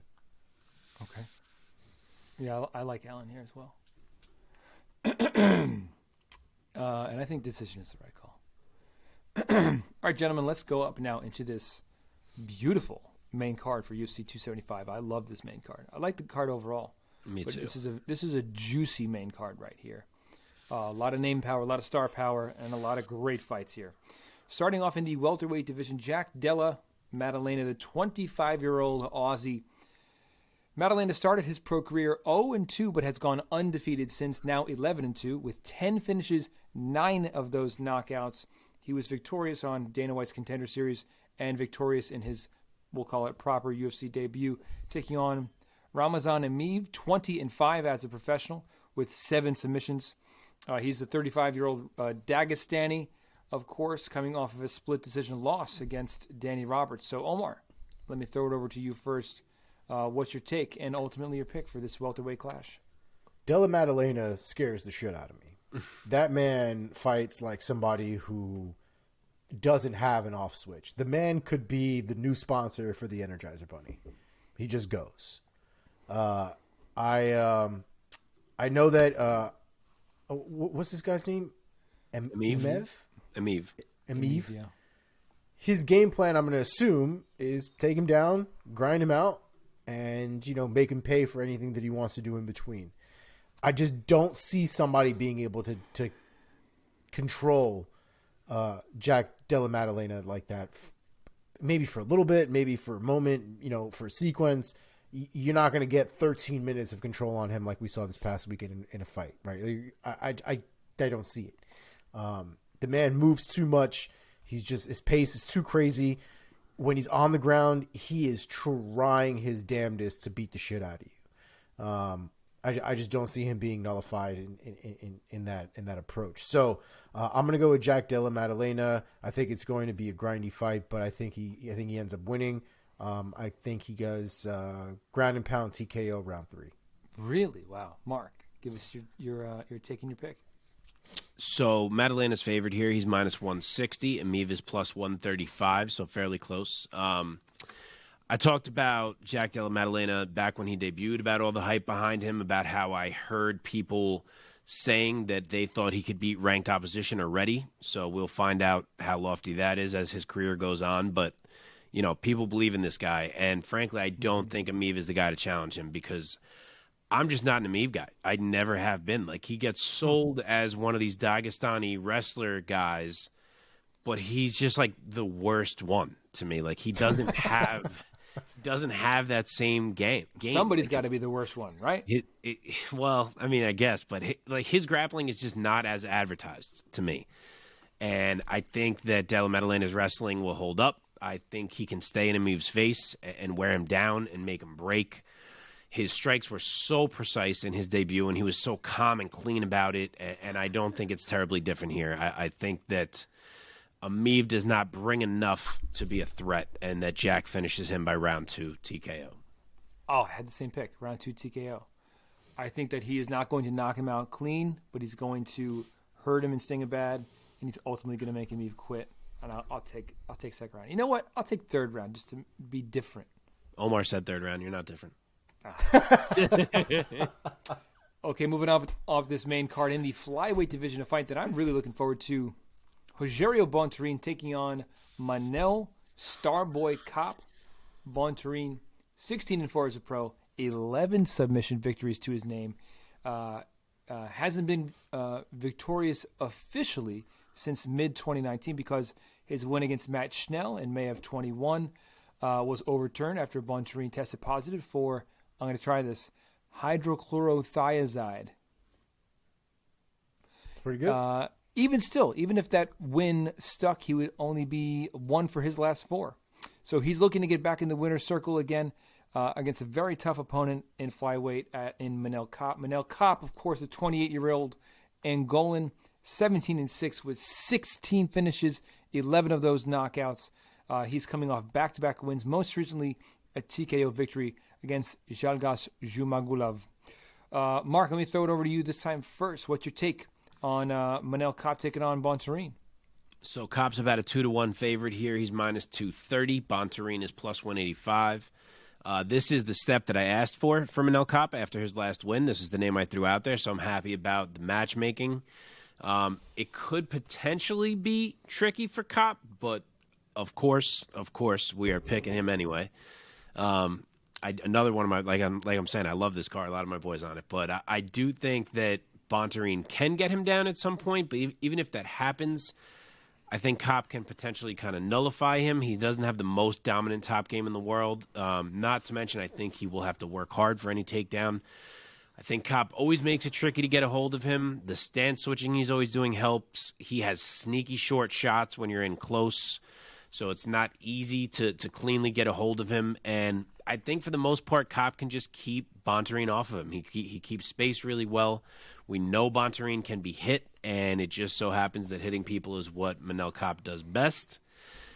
I debated a decision, but screw it. Let's say Kopp finds another kill shot. I will go round 2 KO. Wow. Omar. Yeah. I won't take you through the whole thing just because a lot of it is very similar to what Mark said, but I will also be taking Manel Kopp. I will be doing round 1 KO. Wow. I don't think that Bontorin actually has anything too crazy to offer Manel Kopp that he can't avoid or work against. I also think the hand differential, I think, will be very apparent. The speed differential, I think, will also be very apparent, and the toolbox itself will be apparent, right? Manel Kopp's ability to actually do a lot of varied attacks on his feet as opposed to Bontorin, I think will show very quickly in the fight. So I'm going to go with Manel Kopp with that first round KO. Wow. A lot of Kopp confidence. It's making me nervous that we were both so confident. Bontorin's a tank, man. I love Manel Kopp striking. I'm going to take Kopp for the damage that he does, but I'm going to say he does not put him away, and I'm going to say Kopp by unanimous decision. I'll tell you this. If Kai Kara-France can put out Bontorin, Manel Kopp could land a knee to that boy's face and put him straight out. Yeah, 100%. I get you. All right, let's now bite into the juicy steak that is the final 3 fights of this pay-per-view. This main card is like a 5-course meal. Did they happen to make the Wei Li one 5 rounds? Dude, no. So I thought damn it. I literally thought this was 5 rounds the entire time until I looked at it like 2 hours ago and I was like, wait a second, like, is this only 3?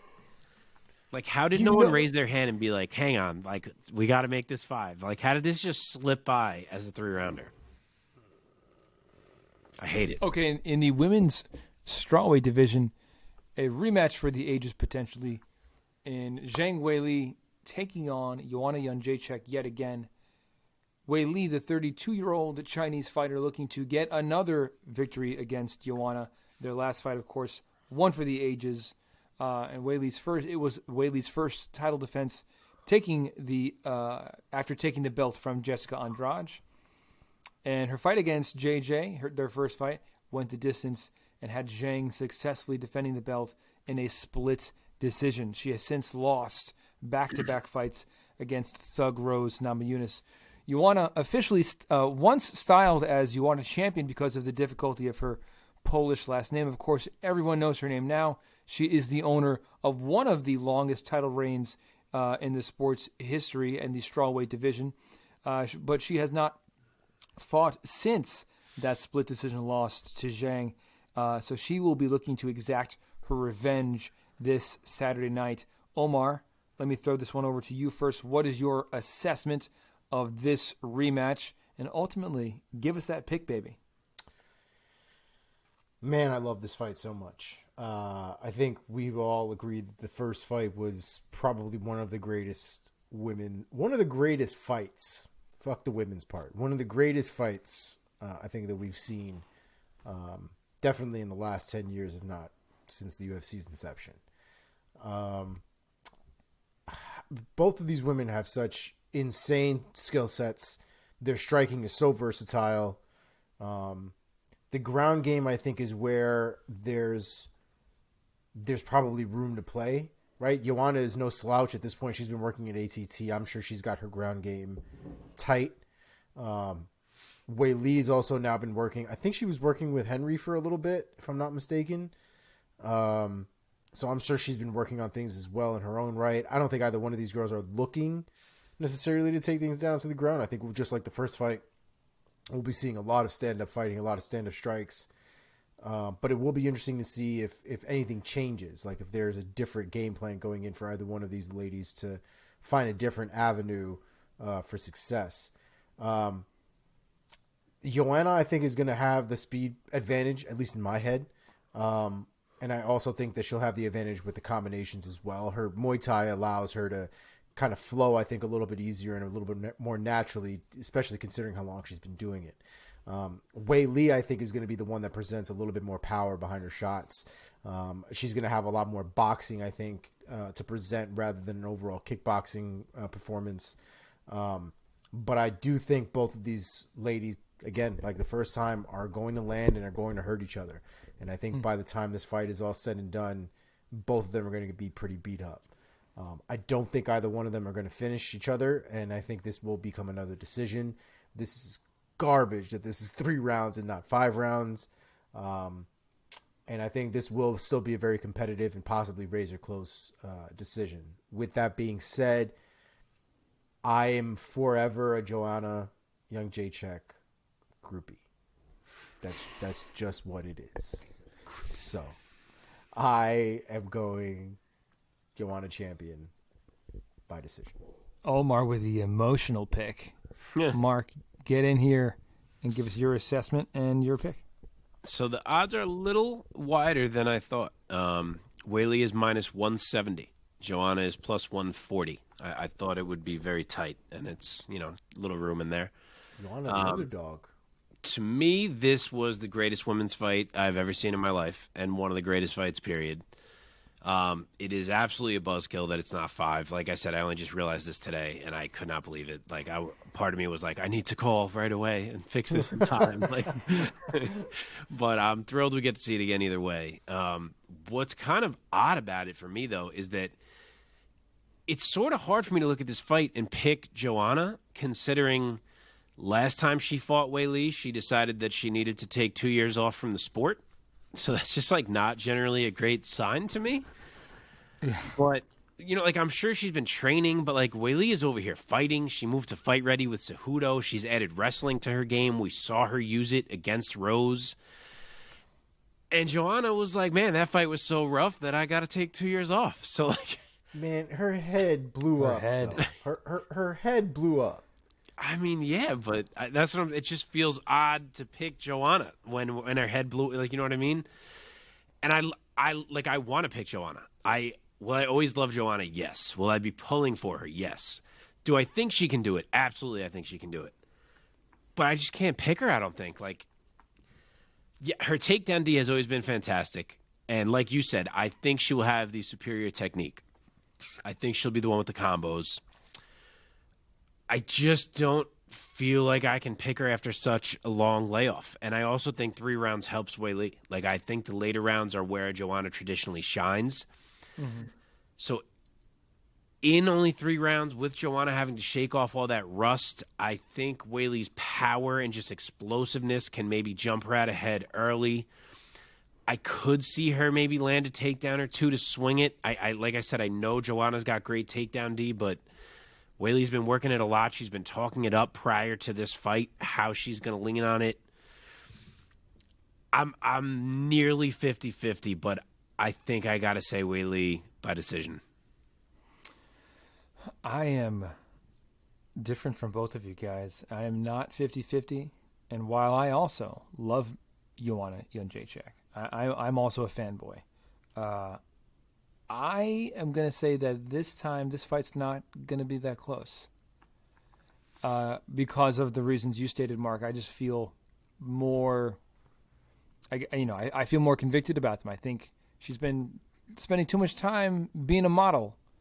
I'm not saying that she's not, I don't know that she's not training, but I just feel like she has had such a long layoff, and, she's got a lot of miles on her. And I think Weili is going to be much stronger in there. I'm going to say this.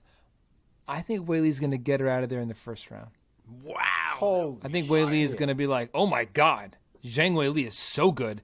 I think she hurts Joanna and swarms her, and we're going to see a TKO. I think we're going to see the referee have to intervene towards the late portion of round number 1. There's your hot take, baby. That would be heartbreaking. I'm going to give you a lot of props if that happens. A lot of props. I love Joanna, though. I love her. Mike's like, fuck Joanna and all of her ads. Get to the gym. Get to work. No, man, I'm all about making that money, man. If you have this fantastic career in MMA, she should do every commercial. I agree, man. That girl's she's so famous on the other side of the world. She is famous over there. And they have her on like all kinds of magazines in Poland, all kinds of crazy shit. Like she must be making hand over fist outside of the UFC. Right. I also might have a crush on her and her Polish accent. My name is Joanna Jędrzejczyk. That's it. That's the impression.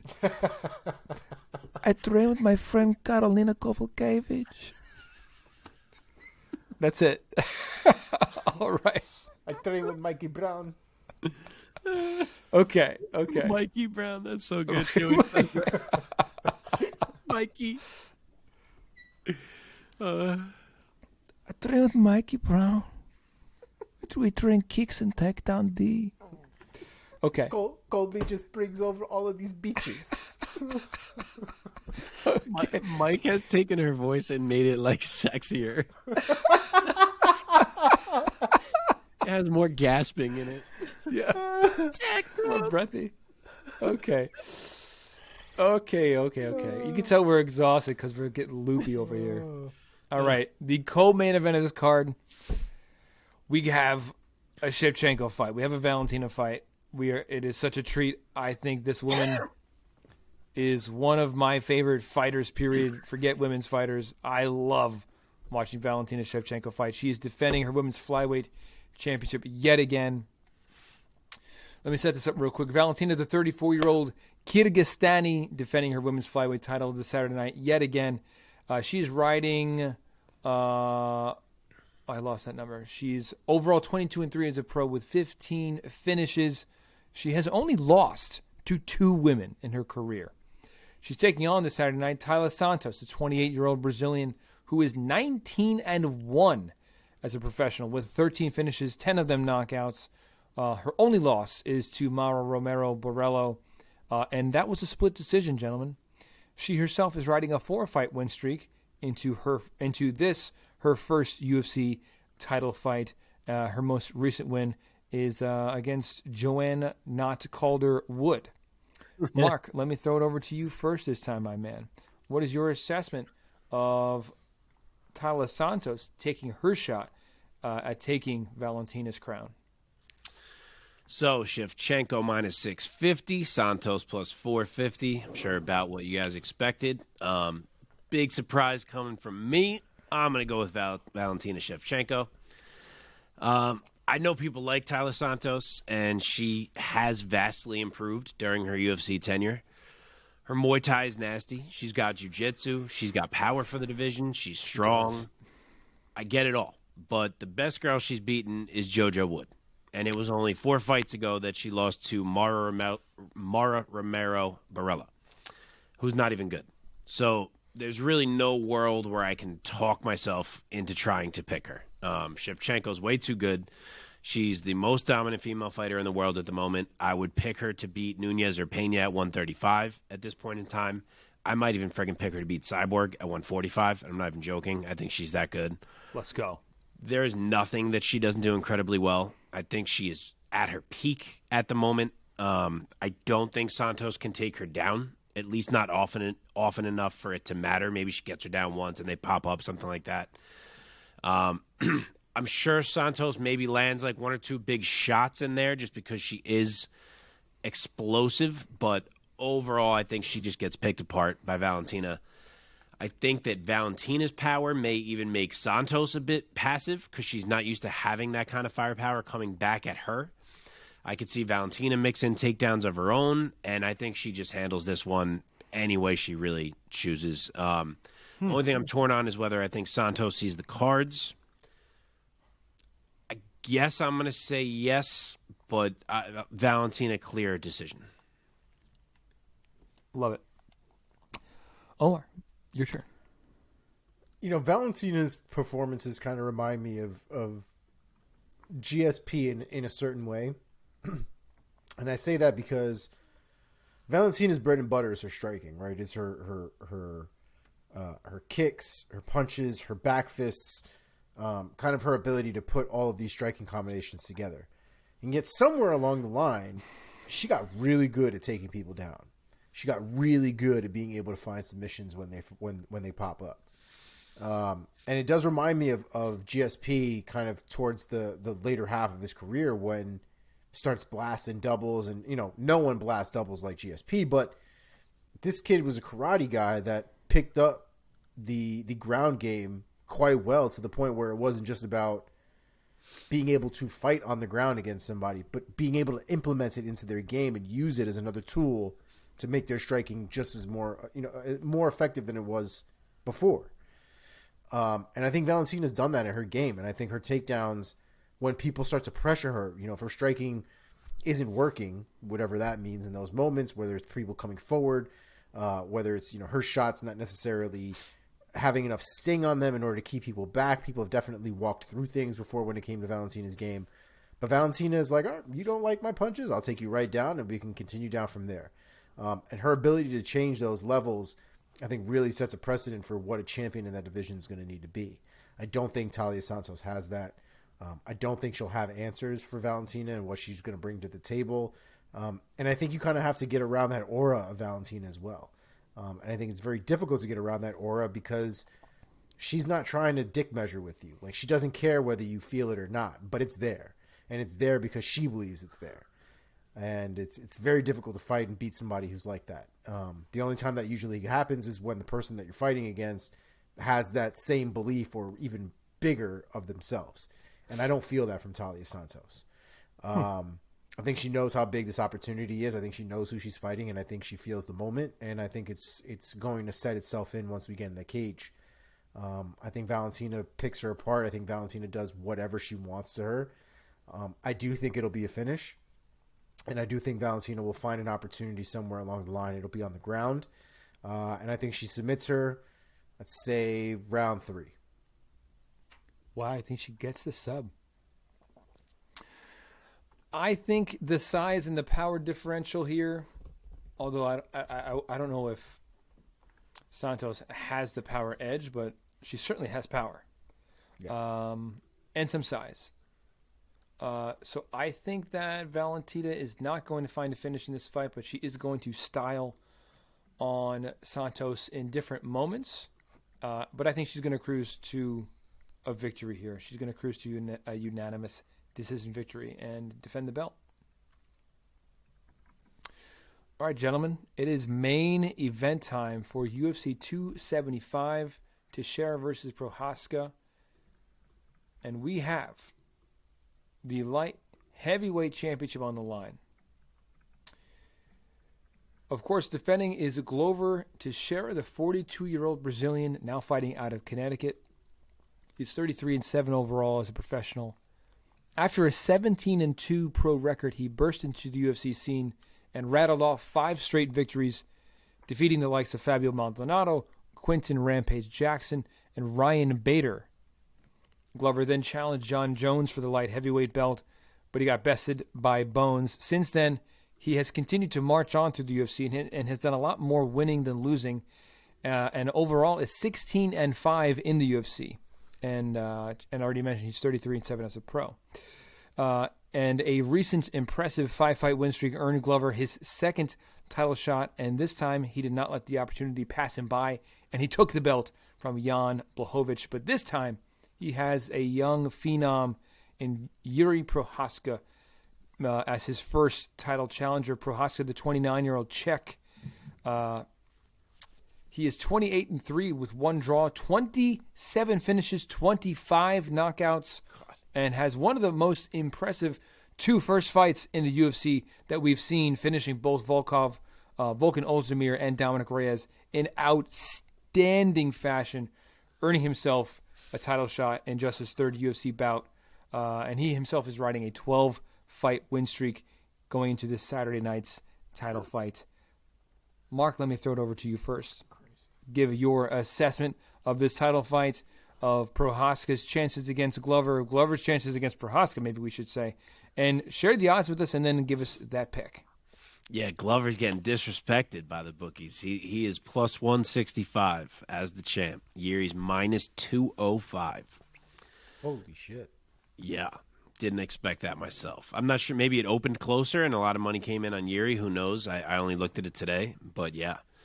I will say it feels very odd to be evaluating a title fight where the challenger has fought a total of like 3 rounds in the UFC. Like, we really have not seen a lot of him in the octagon yet. Obviously, we kind of knew him before. We knew he had the fight with Nemkov, so on. But, like, to only have seen him for a bit in the octagon and have to pick him in a title fight, it feels kind of strange. With that said, I really think this is a true 2-outcome fight. I think Yuri either gets taken down and submitted or he knocks Glover out cold. I don't think it's going to a decision. I don't think it's Glover finishing him with strikes. I think it's simply one or the other of those 2 things. And I think that's a toss-up. I do think Glover's being underrated here. The man has truly been unreal as of late, and Yuri can absolutely be taken down. We saw Dominic Reyes mount him. And the way he got out of that was that he gave up his back and he bucked to get Reyes off, and it worked. And if he ever did that against Glover, that would probably be a wrap. So, you know, it could absolutely happen here. But at the same time, Glover is always hittable, except for his last fight when Jan just didn't show up. But prior to that, he's always hittable. And a lot of times it's that unorthodox shot that clips him, like the uppercut or the spin or the elbow from an awkward angle or something like that.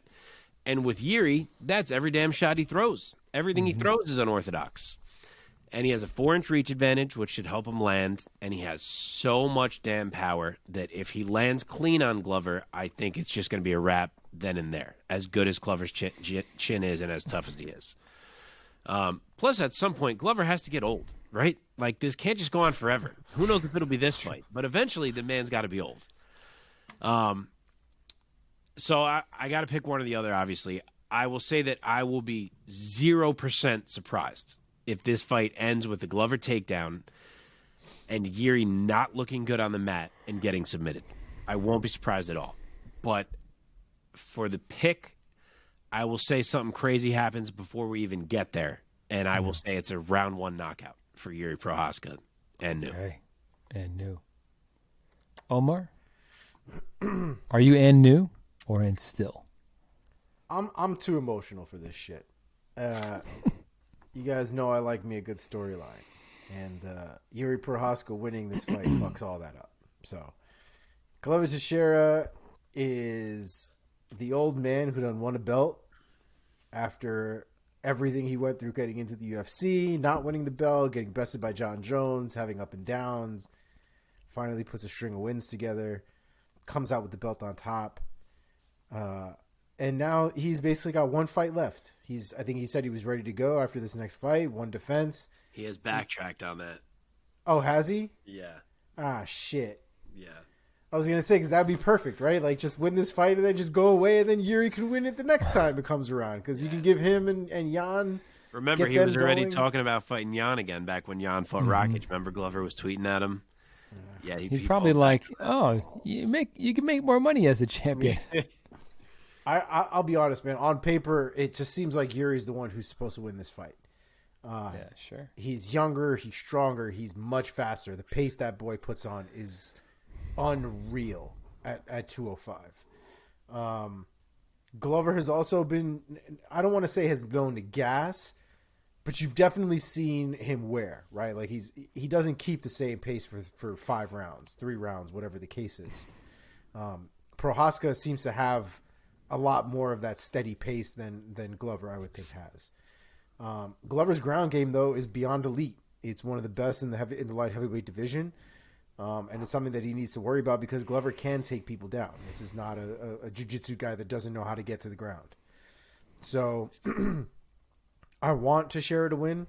I want to see him defend the belt. I don't want him to like automatically lose and everybody's like, "See, I told you Glover sucks." Like I don't want that to be what the reality is by the end of this next weekend. So I'm going to go with the emotional pick. I'm going to go with Glover Teixeira. Submission, round 4. Wow. I side more with Mark on this one. I think I cannot imagine this fight getting to the 4th round. Me neither. I just can't. I agree with Mark. I think it's going to be Prochazka. I think Prochazka is going to be too busy and unorthodox for Glover to get that takedown. And Prochazka is such a lethal striker, has a ton of power. And I agree also that Glover, the show's got to end at some point, man. He's 42. There's a 13-year difference between these two guys. Y'all a bunch of haters, dog.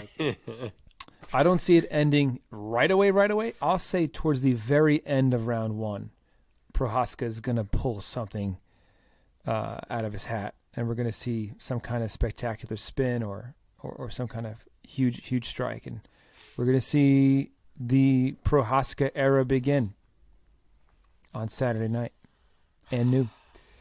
Hence the name of the show, Omar. Connecticut needs another parade, Mike. One more parade. Who was the other parade? Glover the first. I just see what you need mean. I Glover. think you meant a different They fighter. need Glover to get back on that fire truck and just go wee through the halls there, man. What town is he in Connecticut? Danbury. He's in Danbury? Oh, Yeah. nice. like Danbury had a everybody's in parade for Danbury. Glover to share? Oh yeah. How funny. If you have money in Connecticut, I'm pretty sure you're from. I guess so. You said All right, if you have money, you're from Danbury. You said. Is that not the case? Nah. No. Yeah, No. that's not- Try Is it the opposite? again. Yeah. There's maybe It's not necessarily 5 the other opposite, towns I could name. but there's a lot of fancier towns in Danbury. Oh yeah. Number 1 probably Greenwich, Darien, Yeah. Weston, New Canaan. New Canaan. Yeah. It's a lot. So what you guys just said is everybody I know from Connecticut is broke as shit. no. I'm sure there's nice parts of Danbury too. Yeah. Danbury's a city. Danbury's like a regular city. Yeah. Yeah. It's more of a middle class. It's a city. Yeah. Yeah. It's not like a little It's not an enclave. billionaires hamlet like Yeah. Greenwich. No. All the houses I've seen that I know of in Danbury are gigantic, but maybe that's just because that's how it rolls in Connecticut. Yeah, that could be. All right, gentlemen, that does it for UFC 275, our preview of it. Looking forward to those fights. And now let's wrap up with a little bit of trivia for you guys. I've been running on fumes lately, so I only got one, and you guys might get it right away. I don't give a shit. So, okay, here we go. Here is the MMA trivia question for you, gents. Of these 4 women, who has the longest title reign? Doesn't matter. Some of them are active. Some of them are not active. Some of them are retired. Here we go. Who has the longest? Longest by amount of fights or by actual days? I mean title wins. Title fight wins in their reign. Not days. I have no idea. Now, most defenses, I'm counting. I guess it doesn't really matter. You're okay. You got whatever. All title wins. Is it A, Valentina Shevchenko, B, Joanna Jędrzejczyk, C, Ronda Rousey, or D, Amanda Nunes? So Valentina, Joanna. Oh, so Nunes, are we just talking the bantamweight belt? Right. Yes. We are. So we're not including 145. I am. I mean, in terms of, I consider her bantamweight reign as a reign, and her featherweight reign as a separate reign. Just making sure. Oh, okay, okay. I get what you're saying. This is tricky. Thank you. Because they're all right around the same, give or take. They're not really. I don't think they're that much farther from one another. It's funny because it feels like something we would have heard, said, and I can't even. I feel like I haven't heard it. Like, it feels like they would be like, and she moves into the most defenses in the women's weight classes. You know what I mean? And I can't really recall hearing that.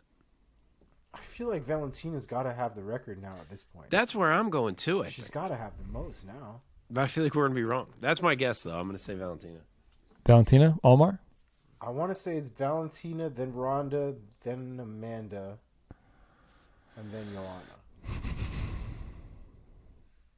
I'm putting Amanda 2, Ronda 3, then Joanna. Yeah. Let's see how wrong we are. So if Valentina wins this weekend, she will tie Amanda. the longest reigning champ, who is Joanna Jędrzejczyk, with 8 title victories. Joanna had 8 title victories? Hold on. Wait, what? Jesus Christ. She had a long reign. Holy shit. Why do I feel like she had 5 or 6? Wow. Okay, so it started with Carla, then Jessica, Valerie Letourneau, Claudia Gadelha. What? Did I count it wrong? Oh, God damn it. I counted it wrong. 3, 4. Yeah, 6. Oh, then it is Valentina. Fucking. You chooch. What the fuck? I counted it. I thought it was 8. Huge. This is what happens when you count things and your baby wakes you up before 5 a.m. This is true. Several days in a row. Okay, then I apologize. God damn it. It was still a good question. Still a good question. So it is Valentina, so we were right. Hers was 6. Ronda's was 6. 6. Amanda's at bantamweight is 6. If That's you only count 6, Amanda's additional 3 title fight wins at featherweight, that would be 9 total. But I don't consider. I consider that a separate thing. And So Valentina's still going active. Valentina's pulling away going for her 7th defense, which would be her 8th title. 8th overall title win. Yeah. And then she'd be putting some distance between her and Joanna and Ronda and Amanda. So I mean, Amanda might rattle off a few more victories. Amanda might get the belt back from Right. So from the Venezuelan vixen. What did Nunes have at 135? Was it 5? 6. It was 6. So Ronda, Joanna, and Amanda all have 6. All have 6 title wins. Oh, holy in shit! In their reigns, yeah. But Amanda also has the featherweight belt still.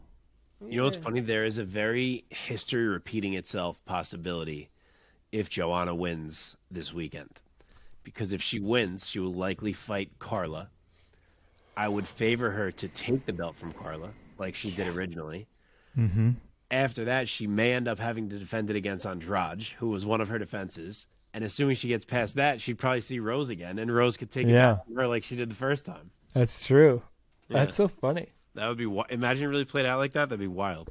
Man, if Esparza doesn't come up with a game plan to beat Joanna, that might have been one of the. That reminded me of Anderson Silva versus Rich Franklin, where I just saw Rich Franklin have this face of I don't know what I'm doing here.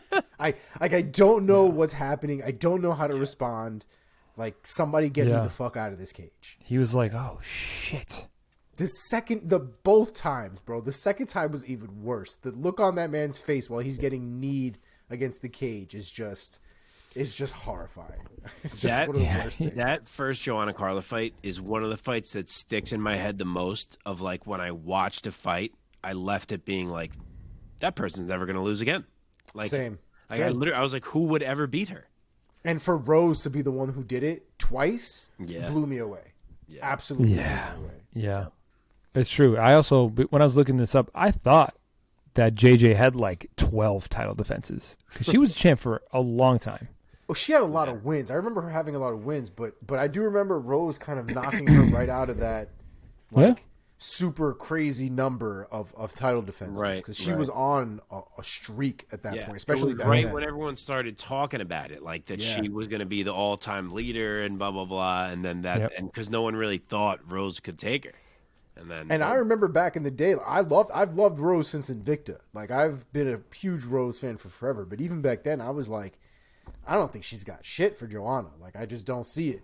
And then she came out and just left hook that girl right into oblivion. And it was just, I mean, things were never the same after that fight. I mean, the division was completely turned upside down after that fight. Yep. It's true. All right, gents. It's bedtime for Daddy. 5 a.m. comes early. My wife. More like 4:30.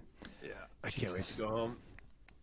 I haven't been home since what time? 7:45 this morning. Oh, there you Ladies go. and gentlemen, remind yourselves that Mark goes out of his way to put himself in a background that looks presentable for you outside of his house. He is not home. It's really I am my basically in PJs right now, dog. It's really about just not waking up my kids, but we'll pretend it's about That's the true. background. Yeah. There you go. But he's, All right, he's folks. helping y'all. If I had a room to go to, I would. All right, All right, UFC boys. 275 this Saturday night. Enjoy the fights this weekend, boys. Oh, yeah. It's okay, All right, I'm guys. done. Enjoy the fights. We'll see you next week. Peace. Peace.